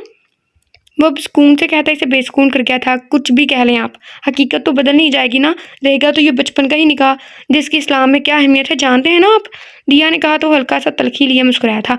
मुझे तो पता है, मगर तब तुम्हारा इस्लाम तुम्हें क्यों याद नहीं रहता डार्लिंग, जब तुम खुद को कुरान पाक की बीवी नऊजुबिल्लाह कहती हो। जानती हो ना, अल्लाह ताला ने खवातीन को पैगम्बर और बनी क्यों नहीं बनाया? क्योंकि खवातीन के ईमान में नुक्स होता है, जिसका मतलब तुम अच्छी तरह जानती हो। तो कोई जाहिल कैसे किसी खातून की शादी कुरान पाक से करवा सकता है? बात तो ठीक है। अर्शद के एक लफ्ज़ पर इसका चेहरा धुआं हुआ था। बस कीजिए, रहने दीजिए, मुफाद परस्त हैं आप लोग। इस्लाम को, अपने ईमान को भी अपने मुफाद में इस्तेमाल करना खूब आता है आप लोगों को। जानती हूँ मैं आप लोगों की हकीकत अच्छी तरह, इसलिए मेरे सामने तो ये सच्चा बनने का ढोंग करे ही मत। दहशत गर्द हैं आप लोग, दुनिया का हर हराम और गलत काम करने वाले, कत्ल गारत मंशियात फरोश और इसके साथ साथ आप इस घर से खवातीन और ख्वाजा सहरों से गलत काम करवाने वाले। आपको तकलीफ ये थी कि मैं क्यों बच निकली आप लोगों के हाथ से। काफ़ी नुकसान हो जाता ना अपने लोगों को, आपके इस कारोबार में तो लगा दिया आई थिंक ऐसे कुछ। बाजी सर धड़की हमें इस जहन्नम और गलीज जगह में लाने के लिए। अजियत मलामत तोहमतें जख्म नासूर हो जाएं तो सब छोटी लगती हैं। वो भी यकीनी लिए फटी फटी निगाहों से देखे गया, जिसकी आंखों में आंखें डालकर इतने घटिया इल्ज़ाम लगा रही थी। क्या तुमने अभी ज़रा फिर से कहना। इसे अपनी समातों पर शक गुजरा था। हमने वही कहा जो आपने सुना। सच कहा था बाबा ने। आप लोग अपना माल क्यों बख्शने लगे? इसलिए हमें ज़रूर वहाँ से उठाएंगे, अपने गंदे और गलीज अज़ाइम की तकमील के लिए। शट अप जिया, शट अप। वो अपनी पूरी ताकत से धाड़ा था। अब अगर एक ऐसा गलीज इल्ज़ाम या लफ्ज़ भी मज़ीद तुम्हारी ज़ुबान से अदा हुआ तो मैं गद्दी में से ज़ुबान खींच लूँगा तुम्हारी। क्यों, सच कड़वा लग रहा है आपको या बर्दाश्त नहीं हो रहा? यही तो है आप लोगों की हकीकत। तो बताइए, कब इस कोठे वाइट पैलेस पर बोली लगने वाली है मेरी? कब मुझे बेचने वाले? ओके, ऊपर एक वर्ड है, उससे हम मुतमईन नहीं हुए। जो उसने बोला था पैगंबर और बनी बोला था ऐसे, क्योंकि हम मतलब एक लफ्ज़ तो होता है ना, नबी और पैगंबर। और एक हमने वैसे भी पढ़ा था, कोई क्या कहते हैं, इस्लामियत में पढ़ा था हमने। तो ये हमसे क्लियर नहीं हो रहा। अगर किसी को पता है तो हमें लास्ट में बताए, ठीक है। एक तो वैसे भी होता है ना बनीनो इंसान, तो हमें बताइएगा, ठीक है। और प्लीज़ अच्छे से बताइएगा। चिट्ठा चलो पै गया थप्पड़। अच्छा ये थप्पड़ की गल करन दिया सी। अर्शन का हाथ उठा था और दिया की गाल पर 5 उंगलियों के निशानात छोड़ गया। इतनी शिद्दत बड़े थप्पड़ से इसका होंठ फटा था और वो ऊंधी मुंह गिरी बिलक बिलक कर हुई थी। अर्शन ने बेयकीनी से अपने हाथ को देखा, फिर कमरे की हर चीज़ तहस नहस की। पेपर वेट से ड्रेसिंग मिरर धमाके से तोड़ा था और इन आवाज़ों से इसकी चीखों में इजाफा ही हुआ। पागल हो गई हो तुम, कितनी गलाजत भरी है इन लोगों ने तुम्हारे दिमाग में। काश दिया तुम्हें ये बकवास करने से पहले जरा बराबर भी एहसास होता कि जिस जगह को तुम इतने घटिया अल्फाज से पुकार रही हो वहाँ मेरी और तुम्हारी माएँ रहती हैं। माँ लफ्ज़ समझती हो कि नहीं? Damn it. वो काट को लात मारता इस कमरे से भीगा चेहरा लिए भीजे जबड़े लिए निकला था। मुझे लगा था तेरे बिन न जी सकूंगा। गलत लगा था। मुझे लगा था तेरे बिन रंगों फूलों और तितलियों से, मौसम की सभी रुतों से, उम्मीद वफा खुशियों का ईमान मेरा उठ जाएगा। गलत लगा था। मैं अभी भी आहट का मुंतज़िर हूँ। मुझे अब भी मोहब्बत है। मेरे कमरे की अलमारी के हर एक कोने में कुछ बातों से जुड़ी यादें महफूज हैं। कहीं तस्वीर की सूरत, कहीं तहरीर की सूरत, कहीं कोई तोहफा है, कहीं लूटी हुई दौलत। मैंने सब कुछ संभाला है, एक कास की सूरत। मेरे दिल में बाकी है वफा का रंग भी और खुशियों की तमन्ना भी। मुझे अब भी भरोसा है, गम दुनिया से घबरा कर या जिंदगी के शोर से बचने को एक बार ही सही, मगर तुम दामन मेरा ढूंढोगे, मेरे सीने में चुप कर तुम सभी फिर राज खोलोगे। मुझे तुम सब बताओगे, मजबूरी भी ज़रूरत भी। मुझे तुम सब दिखाओगे, चाहत भी मजबूरी भी। मैं इस पल मांग लूँगा फिर, सुकून तेरा, उड़ान तेरी, नसीब तेरा, पहचान तेरी। तुझे फिर भी न टोकूंगा, तेरा रास्ता ना रोकूंगा। मोहब्बत तुझसे की है तो तुझे कैद ना रखूंगा। मैं तुझसे प्यार करता हूँ, तुझे आज़ाद कर दूंगा। और ये पहली गज़ल है जो हमने बगैर वीडियो को कट किए पढ़ी है नज़म, सॉरी, क्योंकि हम वीडियो को कट कर देते होते हैं, हमसे सही पढ़ी ही नहीं जाती। पहले भी हम अटकने लगे थे वैसे बहुत। ओके सॉरी ये राइटर लिखा है, आगे पढ़ते हैं। वो बेड के करीब आया, वो दाएं करवट लेटी हुई थी। अर्शन की ख्वाहिश थी इस मुख्तलिफ किस्म के रंग पहनते देखने की, मगर वे सफ़ेद सर्द रंग में ही खुद को कैद की हुई थी। वो बेड पर इसके करीब आहिस्ता से बैठा, दाएं गाल जो अर्शन के सामने थी। जितनी शिद्दत से तमाचा पड़ा था, सुर्ख नीले निशान अब तक गाल पर कायम अपने होने का अर्शन के जुनून का शिकवा कर रहे थे। अर्शन ने नरमी से इन निशानात को छुआ था। इसे लगा था जब वो इसे ढूंढ लेगा तो सब कुछ ठीक हो जाएगा। वो अपनी इतने बरसों का इंतजार का बदला इसे सूद समेत वापस मांगेगा, इसे पोर पर अपनी मोहब्बत के समुंदर में डुबो देगा, अपने जुनून अपनी शिद्दतें इस पर नछावर करेगा। मगर ऐसा कुछ भी नहीं हो पाया था। वो आज भी ठीक वहीं इसी जगह इसी मुकाम पर खड़ा था जहाँ इसे ढूंढने से पहले था। इसकी मिसाल सहराओं में सदियों से भटके इस मुसाफिर की मानी थी, जिसकी निगाहों के सामने बरसों के बाद ठंडे मीठे शरीफ पानी का चश्मा और वह इसमें से एक घूंट भी न पी सके, बल्कि वो जालिम तो सिरे से इस निकाह को ही रद्द कर चुकी थी, जिसका यह मतलब था कि अर्शन का अब इस पर कोई इख्तियार नहीं था। वाकई इस निकाहनामा की हैसियत एक कागज़ के टुकड़े के अलावा कुछ नहीं रही थी। अर्शन की निगाहों का फोकस अब वो गुलाबी लब थे जिनका जाम पीने को वो मर रहा था, मगर वो जालिम बेहिस लड़की इसको बुरी तरह धुतकार रही थी। अर्शन ने बिल्कुल बेख्तियार होते नरमी से झुककर इसके गाल को अपने तिश्ना होंठों से छुआ था। वो मुसलसल इसके गुलाबी नमो गदाज गुलाब की पंखड़ी से लबों को देखे क्या। ये वही लम्हा था जब दिया की आंख एक अनचाहे दहकते लिम्ब से खुली थी। अपने इस कदर करीब से देख दिया की जान निकल गई थी। वो सहमी हिन्नी सी निगाहों से इसे देखती बिजली किसी तेजी से उठकर इससे दूर खिसकी थी। ये क्या करें आप, दूर हटिए, हमारे करीब आने की जुर्रत भी कैसे किया आपने? वह भीगे लहजे में घुराई थी। मेरी हिम्मत और जुर्रत अभी आपने देखी ही कब है मोहतरमा, दिखाने पर आ गया तो आप कहीं की नहीं रहेंगी। अर्शद ने बेड से उठकर खड़े होते इस पर खफीफ सा तंज किया था। हमें आपसे नफरत है। आप हमारा पीछा क्यों नहीं छोड़ देते, हमें छोड़ क्यों नहीं देते? वो बुराई आवाज़ में चलाई। हाँ, जैसे वो पागलों की तरह बचपन से इसके ख्वाबों में इसके पीछे भागता था, इसका नाइटमेयर बन चुका था। शायद तभी से इससे नफरत थी। अर्शद ने खुशमगी और शिकवे से भरपूर निगाह इस जालिम लड़की पर डाली थी। मेरी बर्दाश्त मत आजमाओ दिया, मेरे ज़ब्त की तनाबें टूटने वाली हैं। ये टूट गई तो बहुत बड़ा तूफान लाएंगी। मोहब्बत में अगर सब्र आ जाए तो ये महबूब के लिए तशवीशनाक बात है। इसलिए दुआ करो कि तुम्हारे कुर्ब की ख्वाहिश में तड़प तड़प कर इस दीवाने को सब्र ना आ जाए। अर्शन के लहजे की अजियत आज तो सामने वाली ने भी अपने दिल से महसूस की थी, तभी काफ़ी देर तो कुछ बोल ही ना पाई। देखें, आप समझने की कोशिश कीजिए, हमारा इस जगह से कोई तल्लुक नहीं था भी तो अब वो पूरी तरह ख़त्म हो चुका है। हम नूर पाक बीबी हैं, लोगों को जीने का सहारा देते हैं हम। अब हमारी ज़िंदगी हमारी नहीं है, इस पर बिल्कुल ठीक कहा तुमने दिया। ये ज़िंदगी अब तुम्हारी कब से है? ये तो शैतान खान की गुलामी की ज़िंदगी है, जिसमें तुम इसके लिए लाखों करोड़ों की हदिये, ज़कात और फ़तराना का ज़रिया खूब वसूल करवा रहा है वो तुमसे। तुम्हें पता है इस जाली दरगाह की आड़ में क्या-क्या हो रहा है वहाँ? अर्शन का लहज़ा अब तलख़ तरीन था, दिया का चेहरा धुआँ-धुआँ हुआ। बस कीजिए आप, आपको कोई हक़ नहीं इस पाक जगह के बारे में इतना गंदा बोलने का। आप अपनी मर्ज़ी से कुछ भी गलत बोल सकते हैं। अगर हम बोलते हैं तो आप हाथ उठाते हैं। फिर क्यों बर्दाश्त नहीं होता आपसे? इसका लहज़ा जताता सा था जैसे शिकवा किया हो। अर्शन तड़प कर इस तक पहुँचा था, इसे बाजुओं से थाम कर इसकी सब्ज़ आँखों में झाँका। बैकग्राउंड की आवाज़ों को प्लीज़ इग्नोर कीजिएगा प्लीज़। हमारे ब्रदर की तबीयत ठीक नहीं है और शदीद खाँसी, उसका गला ख़राब है, तो इस वजह से खाँसी की ही शायद आवाज़ें आएँ। आई एम सॉरी दिया, रियली वेरी सॉरी। प्रॉमिस करता हूँ आइंदा के बाद तुम पर हाथ नहीं उठाऊंगा।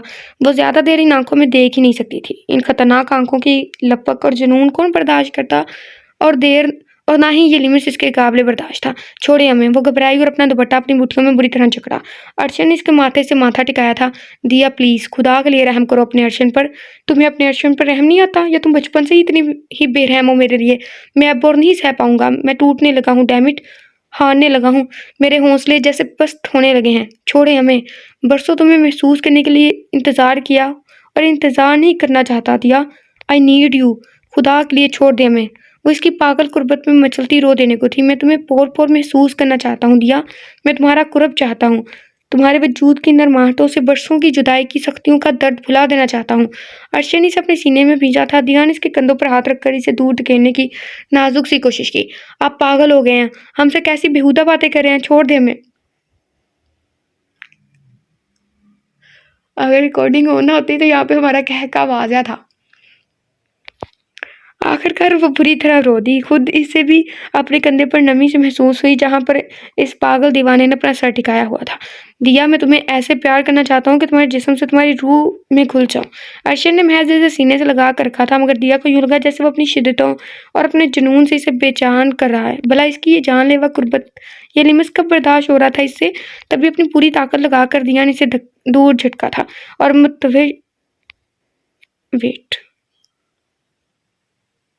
मुतवहश सी कमरे के बैरूनी दरवाजे की जानिब भागी।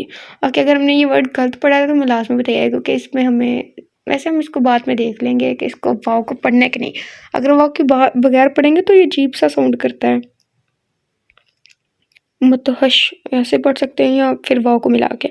वो दरवाज़ा जो इसकी किस्मत की तरह बिल्कुल जैसे जाम हो चुका था, आज जाने कैसे मगर खुलता चला गया। वो सामने से आने वाली किसी हस्ती से बुरी तरह टकराई थी।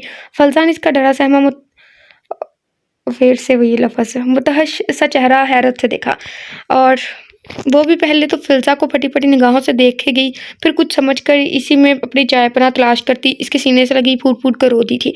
फ़िल्ज़ा ने हैरत से दिया के हिचकोले खाते जिस्म को देखा, इसके गिर्द बाजू मायल किए, फिर कमरे के अंदर पीठ किए खड़े शिकस्ता से शख्स को देखा और एक सर्द सी आह भरी। हमें बचा लें इनसे, हमें नहीं रहना इनके पास, ये बहुत गंदे और बुरे इंसान हैं, हमें खुदा के लिए ले जाइए यहाँ से, ये हमारे साथ। वो बुरी तरह रो रही थी। अंदर अर्शन ने ज़बत की इंतहा से अपने जबड़े और मुठ्ठियाँ इसके अंदर सख्ती से भींच रखी थी कि इसे लगा इसकी कनपट्टी की रगें फट जाएगी। फलजा इसे सहारा दिए बाहर लाई थी। ये लोग इस वक्त अर्शन के एक सीक्रेट अपार्टमेंट में थे। तभी वहाँ माहर खान और रोहा और रहान दाखिल हुए थे। रोहा ने फटी-फटी निगाहों से सफ़ेद लिबास में मलबूस अपनी मासूम बच्ची को देखा। दिया भी फटी-फटी निगाहें भीगी निगाहों से इन सबको सांस रोके देखेगी। खून ने खींच मारी थी। दुनिया में कोई ऐसी चीज़ नहीं, कोई ऐसी ताकत नहीं जो माँ बाप की कशिश और मोहब्बत से दिल में पड़ने वाली तड़प और खींच का मुकाबला कर सके। इसे इस वक्त खान शमशान खेल की पढ़ाई की तमाम पट्टियाँ भूल चुकी थी। जैसे वो बेताब होकर माँ की जानिब 2 कदम बढ़ी, रोहा भी लड़ते कदमों से आगे बढ़ी थी। अपने कलेजे के टुकड़े की जुदाई ने इसके जिस्म से जैसे तार खींच ली थी। रोहा ने आगे बढ़कर इसे सीने में भींचा था। दिया बिलक-बिलक कर रोई थी। माहर खान की आंखें नम थी। इसने भी दिया को रोहा समेत अपने सीने में भींचा था।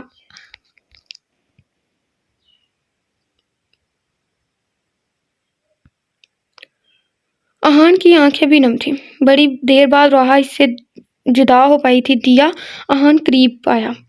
दिया ने हैरत से अपने ही एक मर्दाना अक्स देखा था, जैसे मेरी प्यारी सी गुड़िया। अहान ने इसका माथा अकीदत से चूमा था। भाई, आप हमारे भाई हैं ना? इसने रोते हुए पूछा। अहान ने इसे गले से लगा लिया। मेरी छोटी सी गुड़िया। अहान ने इसका सर सहलाया क्योंकि वह रो रो कर बेहाल हो रही थी। अब वो इससे लेकर लाउंज के सोफे पर ही बैठ गया था। वो रोहा की गोद में सर रख कर लेट गई। रोहा इसके बालों में हाथ फेरती इससे बातें किए कर रही थी। वो सब आपस में बिजी हुए तो फलजा इसके कमरे में आई, जो हनूज अपनी जगह पर वहीं बुत बना खड़ा वहशत भरी निगाहों से किसी गैरमरी नुक्ते को घूरे जा रहा था। फलजा इसके करीब आई थी। अर्शन, फलजा ने पुकारा तो वो पीछे मुड़ा। फलजा ने इसका धुआं धुआं चेहरा मुलाहिजा किया। जहाँ इतने बरस इंतजार किया है वहाँ कुछ दिन और सही, तुम्हें इसे अभी स्पेस देनी चाहिए। मेरा मतलब है कि अभी इसे हम सबको खासकर तुम्हें समझने के लिए वक्त चाहिए। तो तुम्हें नहीं लगता कि तुम्हें इससे इस तरह जोर जबरदस्ती नहीं करनी चाहिए? वो कहाँ लगी लिपटी रखने वाली थी, जो दिल में था सीधा बोल भी दिया। तुम्हें क्या लगता है मैं क्या कर रहा था इसके साथ? वो खुशनुमा तीखे से लहजे में बोला था। अब बेचारी क्या कह सकती है, वो भागती हुई इसके साथ ऐसे ही लिपटी थी, कोई भी गलत समझ सकता था। मगर जब फलजा इसकी जानिब आईब्रो झुकाकर देखेगी तो वो झुंझला गया। कुछ नहीं किया मैंने, ना ही अभी ऐसा कुछ करने का इरादा है। हाँ, मगर तुम्हारी बेहिस पत्थर दिल बेरहम बहन पागल जरूर कर देगी मुझे। मैं निकल रहा हूँ यहाँ से, इसे व्हाइट पैलेस ले जाना आप लोग। वो बेतासर सर्द से लहजे में कहता वहां से निकलता चला गया। फलजा का दिल के अपना माथा पीट ले वो बाहर इन लोगों के पास आई थी। वो सहमी हुई से रोहा का दामन छोड़ने को तैयार नहीं थी, लेकिन जब माहर खान ने कहा कि वो इनके साथ जाएगी तो वो कम से कम इस अकूबत खाने से जाने के लिए जल्दी से तैयार हो गई थी। वो लोग इसीलिए वहां से निकले थे। वो लोग दिया को लिए व्हाइट पैलेस पहुंचे थे, जहां सबने इसका शानदार सा इस्तकबाल किया था। सबके चेहरे पर मुस्कुराहट थी। आहान का मोबाइल रिंग हुआ था। इसने नंबर देखकर फोन यस करके कान को लगाया।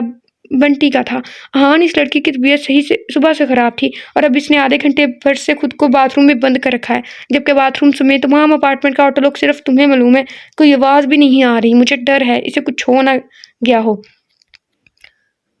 क्या? वो धाड़ा सामने से जो सुनने को मिला, इसने डीआईजी माहर खान आहान माहर खान के हिसाब शल करने में कोई कसर ना उठा रखी थी। इसकी धाड़ पर इसके पीछे खड़ा माहर खान भी चौंका। वो अब शदीद किस्म की इस्तराबी कैफियत में वहां से तेजी से निकला था। आज माहर खान भी इसके पीछे निकला था। असावरी शाह जो बेतासर चेहरा लिए मैरून सादा से सूट में बेड पर लेटी हुई थी, सहान ने हॉस्पिटल से अपने अपार्टमेंट में शिफ्ट करवा दिया था। वो जानती थी वो बाहर आता था, मगर इस दिन के बाद सहान की इससे सामना करने की हिम्मत ना हो पाई थी। वो आखिर इसके सामने करना क्या चाहता था? अगर जिंदा रखना चाहता तो आज़ाद कर देता, अगर मारना चाहता था तो मार भी नहीं रहा था। वो आलम बरज़ख जैसी किसी दरमियान की दुनिया में लटकाई गई थी। जैसे वो भी अब इस कैद भरी जिंदगी से उकता गई थी। रो रो कर इसकी अक्सर तबीयत खराब हो जाती। आज सुबह से इसे हल्का बुखार भी था और तबीयत भी खराब थी। अपनी किस्मत या संगदिल बेमहर शख्स से अपनी बेपनाह मोहब्बत आजमाना चाहती थी कि कुछ सोचकर बेड से उठी। अगर वो इसके सामने नहीं आ रहा तो यह सावरी शाह की भी जिद थी कि वो इसे अपने सामने ला खड़ा करेगी। वो उठकर वाशरूम में बंद हुई थी और फिर वो काफ़ी देर वहीं बैठी रही। फिर इसकी तबीयत खराब होना शुरू होगी। वो बेचैन से उठकर खड़ी हुई थी। अपनी इतनी भयानक और काबिल तरस मौत कब सोची थी? वो जोर जोर से सांस भरने की कोशिश करने लगी। सीने में दर्द की एक मखसूस लहर उठी। इस तकलीफ मौत से एड़ियां रगड़ रगड़ कर मरने से बेहतर था कि वह जल्दी अपनी जान दे दे। तभी नीम गर्म पानी से भरे बाथ में घुसकर वो पानी में जानबूझकर डूबती चली गई। वो काफ़ी तेज ड्राइविंग करता अपार्टमेंट तक पहुंचा था। बार बार अपना माथा सहलाते खुद को हिम्मत देने की कोशिश की थी। आज अगर इस पागल लड़की ने खुद को नुकसान पहुंचाया हुआ तो इसे बड़ी सख्त सजा देने वाला था। वो तेजी से अपार्टमेंट दाखिल हुआ था। अगर जिसने सीज़न 2 सीज़न 1 नहीं पढ़ा ना तो ना पढ़े, कोई ऐसा ख़ास मसला नहीं है। मतलब कोई ऐसा ख़ास ज़रूरी भी नहीं है, क्योंकि स्टोरी सबकी डिफरेंट है। बस ये ना, जैसा सोहम खान था ना उस लड़के अपनी हीरोइन के साथ, रूह उसका ऐसे कुछ नाम था, वैसे ही माहर खान था अपनी हीरोइन राहा के साथ। बिल्कुल वैसा ही था ये भी। मतलब ना इन दोनों का अलग अलग अपार्टमेंट था। अभी आहान है ना तो इसका भी अलग ही अपार्टमेंट, इसने भी अलग ही पहले रखा हुआ है। मतलब तीनों का ऐसे अलग था। प्लॉट तकरीबन सेम है। कपल की जो सीन्स वगैरह हैं, ऐसा कुछ भी, वो तकरीबन सेम ही है सारा कुछ। बस मतलब स्टोरी ट्विस्ट अलग है, क्योंकि ये वाले सीज़न पिछले दोनों सीज़न से ज़्यादा हमें मतलब ना थोड़ा अट्रैक्टिव लगा है हमारे हिसाब से। तो इस पे थोड़ा सा ना ज़्यादा अट्रैक्शन है और इसके थोड़े सीन ज़्यादा बेहतर हैं। पिछले दोनों में से दोनों अच्छे हैं, लेकिन ये ज़्यादा अच्छा है। इसके सीन्स पे कुछ ज़्यादा एडिशंस हैं और ऐसे कुछ करके, बट काफ़ी जगह पे ना सेम हो जाता है। सामने बंटी खड़ी थी। कहाँ है वो? अपने कमरे के वाशरूम में, बंटी ने बताया और अपने कमरे में चली गई। जानती थी जब वो खुद बुलाएगा इसे तब जाना होगा। बगैर वक्त ज़ाया किए हाथ तेजी से कमरे की दीवार में पेंटिंग के पीछे छुपे बटन में से कुछ कोड टाइप करने लगा। वाशरूम का दरवाज़ा अनलॉक हुआ था। वो वाशरूम में दाखिल हुआ तो एक भयानक नज़ारा इसका मुंतशिर था। उनका कलेजा मुंह को आया था कि वो बेजान सी बाटप की सतह पर लेटी थी। बस चंद बुलबुले थे जो पानी में उठ रहे थे। आहान ने आगे बढ़कर एक जुस्त में इसकी कमर के गिर्द बाजू लपेट कर इसे पानी से बाहर निकाला था। बाथटब के किनारे लटाकर इसका पेट और सीना दोनों हाथों की हथेलियों से मखसूस तरीके से दबाया तो काफ़ी सारा पानी इसके मुंह से बाहर निकला। सावरी प्लीज़ आंखें खोलो, वो इसे पुकारे क्या। इसे ख्याल आया वो सांस कब ले रही थी। आहान को लगा जिसकी भी हर आती जाती सांस साकिन हो जाएगी। असावरी, वो फिर चलाया और इसे पकड़कर झंझोड़ा। फिर अपनी पैंट की पॉकेट से इनहेलर निकाल कर हाथ से थोड़ी से लब खोल कर लबों से इनहेलर निकाल कर आई थिंक लगा कर ऐसे कुछ इसे सांस देने की कोशिश की। असावरी कुछ भी रद्दमल ना होते देख आहान की सही मायनों में जान निकली थी। इसने हाथों से इसको सीने से फिर पुश किया और दोबारा इनहेलर लबों से लगाया। अब भी कुछ नहीं हो पाया था। अब आहान ने बगैर सोचे समझे इसके नीम वाले लबों पर अपने लब रखकर अपनी सांसें इसके सीने में उतारी थी। चंद पल का अमल था। वो एक लंबी सी हिचकी भरकर बुरी तरह लंबे लंबे सांस भरने लगी थी। जरा सी आंखें खोलकर अपने ऊपर तकरीबन झुके हुए आहान माहिर खान को देखा। तब अपने होंठों से जुड़े इसके तलक मगर में साई करते होंठों का लिमस महसूस हुआ तो वो जी जान से लर्ज गई थी। हाँ, मगर वो सावरी शाह थी। तभी बिल्कुल बेख्तियार होते इसके गदाज लबों ने आहान के निचले लब को छू कर महसूस करते हल्की सी गुस्ताखी जरूर की थी। आहान दम्बा खुद सा इसे होश में आता देख और इसकी इस गुस्ताखी पर भंजक्का तेजी से पीछे हटा था और इसकी जुर्रत और दलेरी पर शिश कर उठा। तब भीगी पलकों और कपकपाते लबों से वह तलखिया सा मुस्कुराई जिसे देख खान जैसे गम गुस्से से पागल हुआ था। इसके बाल मुट्ठी में बुरी तरह जकड़े थे। ये क्या पागलपन है सावरी शाह, वो धाड़ा। कुछ कहने की चाह में सावरी शाह के गदास लब फड़फड़ाए। ओके, हम इसको ट्रांसलेट करने की कोशिश करते हैं। आखिर को इतने साल हमने नावल पढ़ लिए, इतने साल नहीं, 1 साल 1.5 साल। टूटे फूटे अल्फाज आपसे इश्क है आहान। ओके, वो बामुश्किल ही बोल पाई और इसके अगले अमल ने आहान की सांस इसके सीने में उछाल दी थी कि वो इससे बेख्तियार लिपट कर इसकी कमर पर हाथ बांधकर आहान की गर्दन में मुंह दिए बिलक बिलक कर रोने लगी। आहान की रीढ़ की हड्डी में सनसनाहट हुई। वो दम्बा खुद सा सांस रोके इसे महसूस किया क्या। वो नर्म नाजुक गद्दास वजूद जिसके रोम रोम में बसा था, अब इसकी कुर्बत ने इसके दिल की दुनिया को तहबाला सा कर दिया था। आहान, मेरी मुश्किल आसान कर दें, या तो मुझे मरने दें या आज़ाद कर दें। आहान, मैं मर जाऊंगी, मैंने कुछ नहीं किया। वो अब हिचकियों से रोती अपने होश खो बैठी थी। आहान ने बुरी तरह अपने लब कुचले। जिससे बरसों मोहब्बत की थी, इससे अब नफरत का प्रचार करना बहुत ही अजियतनाक था। आहान इसीलिए तो इससे कतरा रहा था, तभी तो यहाँ का रुख गलती से भी नहीं किया था कि यहाँ आकर वो खुद पर से हर इख्तियार खोता हुआ महसूस करता था। इसे इसकी खुशबू को रखे जाम में उतरता महसूस करता था। हम हैं वो दस्त स्याह बख्त कि जिनको तबीर शोख रंगों की तमन्ना में फ़क्त राख मिली। इसे भी तो अपने ख्वाबों की तबीर की सूरत मोहब्बत को जला कर राख करते बस नफरत करना पड़ी थी। वह इसे नरमी से उठाकर बाहर लाया था। बीना, आहान ने आवाज़ दी। वह जल्दी से अंदर चली आई। सोहम खान के वक्त पता नहीं कौन था। माहर खान, पिंकी थी आई थिंक, और माहर खान के वक्त मुन्नी थी और इसके वक्त बीना बंटी ऐसे कुछ। इसे चेंज करवाओ, मैं इधर बाहर ही हूँ अभी। वो संजीदगी से कहता इसे सोफे पर लौटाकर बाहर निकल गया। वो बाहर आकर शिकस्ता सा सोफे पर ढेकर अपने चटखटे असाब को पुरसुकून करने को कनपटियां से हिलाने लगा। वो चौंका था। अपनी टेंशन में इसने गौर ही नहीं किया कि सामने ही मार खान हाथ की मुट्ठी बनाकर चिन्ह पर रखे बगौर बेटे की दरगरू हालत देख रहा था। तारीख खुद को दोहराती है। एक मर्तबा इसने भी तो किसी को यूं ही बगैर किसी रिश्ते के अपने पास कैद किया था, मगर क्या हुआ, खुद इस कैद के बदले उम्र भर के लिए अपनी सांसें गिरवी रखनी पड़ी। हाँ, सेम ऐसा ही था। सोहम खान ने तो मतलब शादी कर ली थी ना उससे, मतलब पहले उसने भी ऐसे कैद रखा, फिर उसने शादी कर ली, पता नहीं किसी के कहने पे की थी या वैसे ही, पता नहीं। उसके बाद माहिर खान ने मतलब सीज़न 2 में माहिर खान आ गया, उसका बेटा सोहम खान का। फिर सोहम खान के कहने पर मतलब उसने पूछा कि वो क्या लगती है तुम्हारी, ऐसा कुछ भी, तो फिर इसने माहिर खान ने शादी कर ली थी। अब माहिर खान का बेटा सीज़न 3 में आहान आ गया है, सीज़न 3 में सॉरी, अब आहान की बारी है।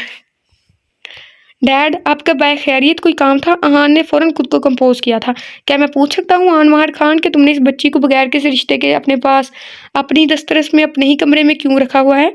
माहिर खान की सरसराती आवाज़ पर वो बुरी तरह गड़बड़ाया था। बात तो सच है, मगर बात है रसवाई की। मुतरादिफ वो अपने बाप से निगाहें नहीं मिला रहा था। डैड, ये आप मुझसे पूछ रहे हैं? क्या आप मुझे ऐसा समझते हैं? अहान ने बात को घुमाने को अफसोस भरा लहजा अख्तियार किया, मगर नहीं जानता था सामने इसका बाप है। कसूर बताओ मुझे इस बच्ची का। बहशमत राव की वही पोती है डैड, जिसकी वजह से इतने सारे कत्ल हुए और मासूम जाने गई। अहान ने अपनी दानिश में से यहाँ रखने की सबसे मुनासिब वजह बताई। वो तो मैं जानता हूँ, मगर क्या ये बात इस बच्ची के इल्म में है कि इसकी वजह से इतनी सारी जानें गई हैं? क्या इस बच्ची ने अपने दादा से कहा कि मुझे बचाने की खातिर आप ये तोहम परस्ती का गंदा खूनी खेल खेलें? माहिर खान की बात पर अहान ने पहलू बदला। नो डैड, इसमें इसका कोई अमल दखल नहीं, बट आई हेट हर। मैं इसे जान से मार डालूंगा। ना रहेगा बांस, ना बजेगी बांसुरी। ये ना रही तो किसके सदके उतारेगा इसका वो पागल बुढ़ा दादा? आई विल किल हर। अहान फंकार कर बोला था। माहिर खान इसकी बात पर गहरा मुस्कुराया था। हाँ, मार देना चाहते हो तो मरने देते अभी, फिर अपनी ही सांसें देकर इसे बचाया क्यों? बंटी ने बताया मुझे अभी यहाँ क्या हुआ। माहिर खान ने कहा तो अहान, आई थिंक अहान आना। अहान फिर अपनी कटपटियां सहलाने लगा। तुम गलत ट्रैक पर हो बरखुरदार। हाँ, जैसे तुम थे पिछले सीजन में, सेम सिचुएशन। इस्लाम में तो जहाद पर जाते हुए कफार तक की खवातीन, बच्चों और फसलों को नुकसान पहुंचाने की ममानत की गई है।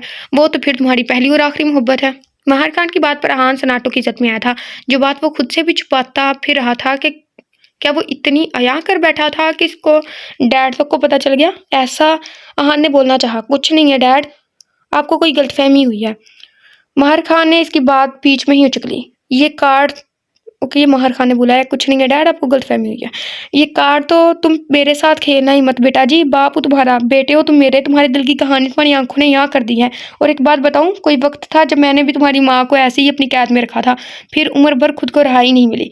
माहिर खान ने संजीदगी से कहा। मैं क्या करूं डैड, ये सब बहुत तकलीफ है। अहान ने अपनी शिकस्त तस्लीम करके अपने हाथों में सर गिराया। निकाह कर लो इससे। माहिर खान ने सुकून से इसकी तकलीफ का हल पेश किया तो इसने झटके से सर उठाकर इनकी जानिब बेयकीनी से देखा। इतने बेयकीन क्यों हो? क्या इससे यहाँ से जाने दे सकते हो? माहिर खान ने इससे एक सवाल पूछा जिसका इससे इत्मीनान से नफी में ही जवाब दिया था। तो फिर मैं तुम्हें इस बात की हरगिज़ इजाज़त नहीं दूंगा कि तुम इस बच्ची को अपने पास बगैर के रिश्ते के रखकर इसकी ज़िंदगी इज्जत और जज्बात से खेलो। ये निकाह आज अभी और इसी वक्त होगा। रही बात हशमत राव की, तो इसके लिए सबसे बड़ी और दर्दनाक सज़ा यही होगी कि इसकी बच्ची इसकी दनस्त में दुश्मन की दस्तरस में चली गई। वो जब अपनी ही इकलौती बच्ची से हर इख्तियार खो देगा तो इसको असली शिकस्त होगी।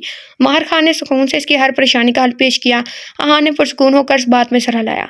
असावरी ने धीरे से आंखें खोली थी। सर बहुत भारी हो रहा था। ऑक्सीजन मास्क मुंह पर था।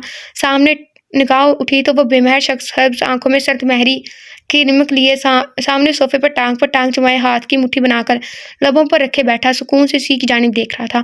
असावरी ने सारा गुस्सा इसे ऑक्सीजन मास्क पर उतारा, जिसे उतार कर परे फेंका था। उफ अल्लाह, गलत लफ्ज़ पढ़ने लगे हम तो आजकल, बड़े ही गलत। हाँ वाकई। वह झटके से उठ बैठी। अपना लिबास देखा जो चेंज किया गया था। इसे ज़रा भी हैरत नहीं हुई थी। जानती थी ये बंटी ने किया होगा। निकाह करोगी मुझसे सावरी शाह? हैं, सीधा ही इसकी भारी आवाज़ कमरे में गूंजी तो सावरी बिल्कुल दम साध गई थी। दिल कानों में बजने लगा। परसों से जिस शख्स को चाहा, तहज्जुद में रातों को मांगा, जिसके लिए तड़पी, एड़ियाँ रगड़ी, जिसके साथ का ख्वाब दिन रात पल पल आंखों ने सजाया, वो हकीकत का रूप धार कर यूँ एक दिन इसके सामने चलाएगा। इसे अपनी किस्मत, अपने नसीब पर ज़रा एतबार न आया। चुपके से बाजू पर चुटकी भरकर देखी। वाकई वो सच में इसे अपना नाम, अपना सब कुछ देने की बात करा था। मसरूर से अपनी किस्मत पर नाजा हुई, लेकिन नखरा दिखाना भी तो बनता था ना। मुझे फ़िलहाल आज़ादी चाहिए आपसे। फिर अगर आपकी ऐसी कोई ख्वाहिश हुई तो मेरे माँ बाप से बात कीजिएगा। यूँ बुज़दिलों की तरह छुप कर निकाह नहीं करूँगी मैं। असावरी शाह ने अपनी दानस्त में करारा जवाब दिया था इसे। तो तुम मुझसे अभी निकाह नहीं करोगी? नहीं।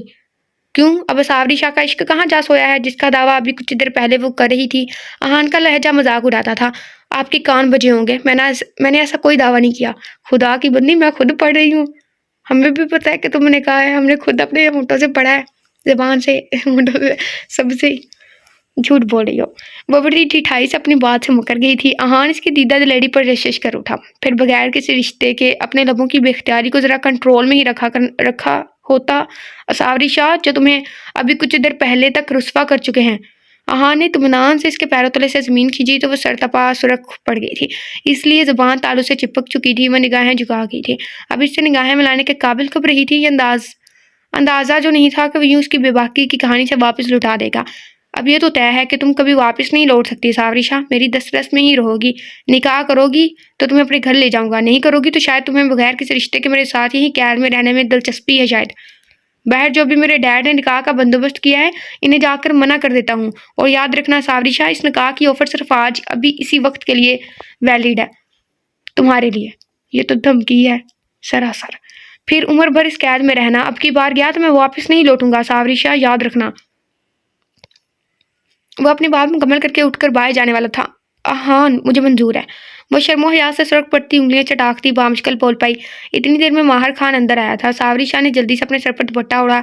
सब कुछ रेडी है हान, बच्ची को चादर उड़ा कर बाहर लाओ। यस डैड, हम आ रहे हैं, हान ने इत्मीनान से जवाब दिया। माहिर खान बाहर गया था। तभी बंटी दांत निकालती हाथ में चादर था मैं अंदर दाखिल हुई। कितनी ऑकवर्ड सिचुएशन होती है, अजीब सी। हमें पढ़ के ये अजीब लग रहा है। बंटी ने चादर सावरी के सर पर उड़ा दी। अहान इसका हाथ मजबूती से जकड़ा और इसे बाहर लाया। बाहर वो इसके करीब ही सोफे पर बैठा था।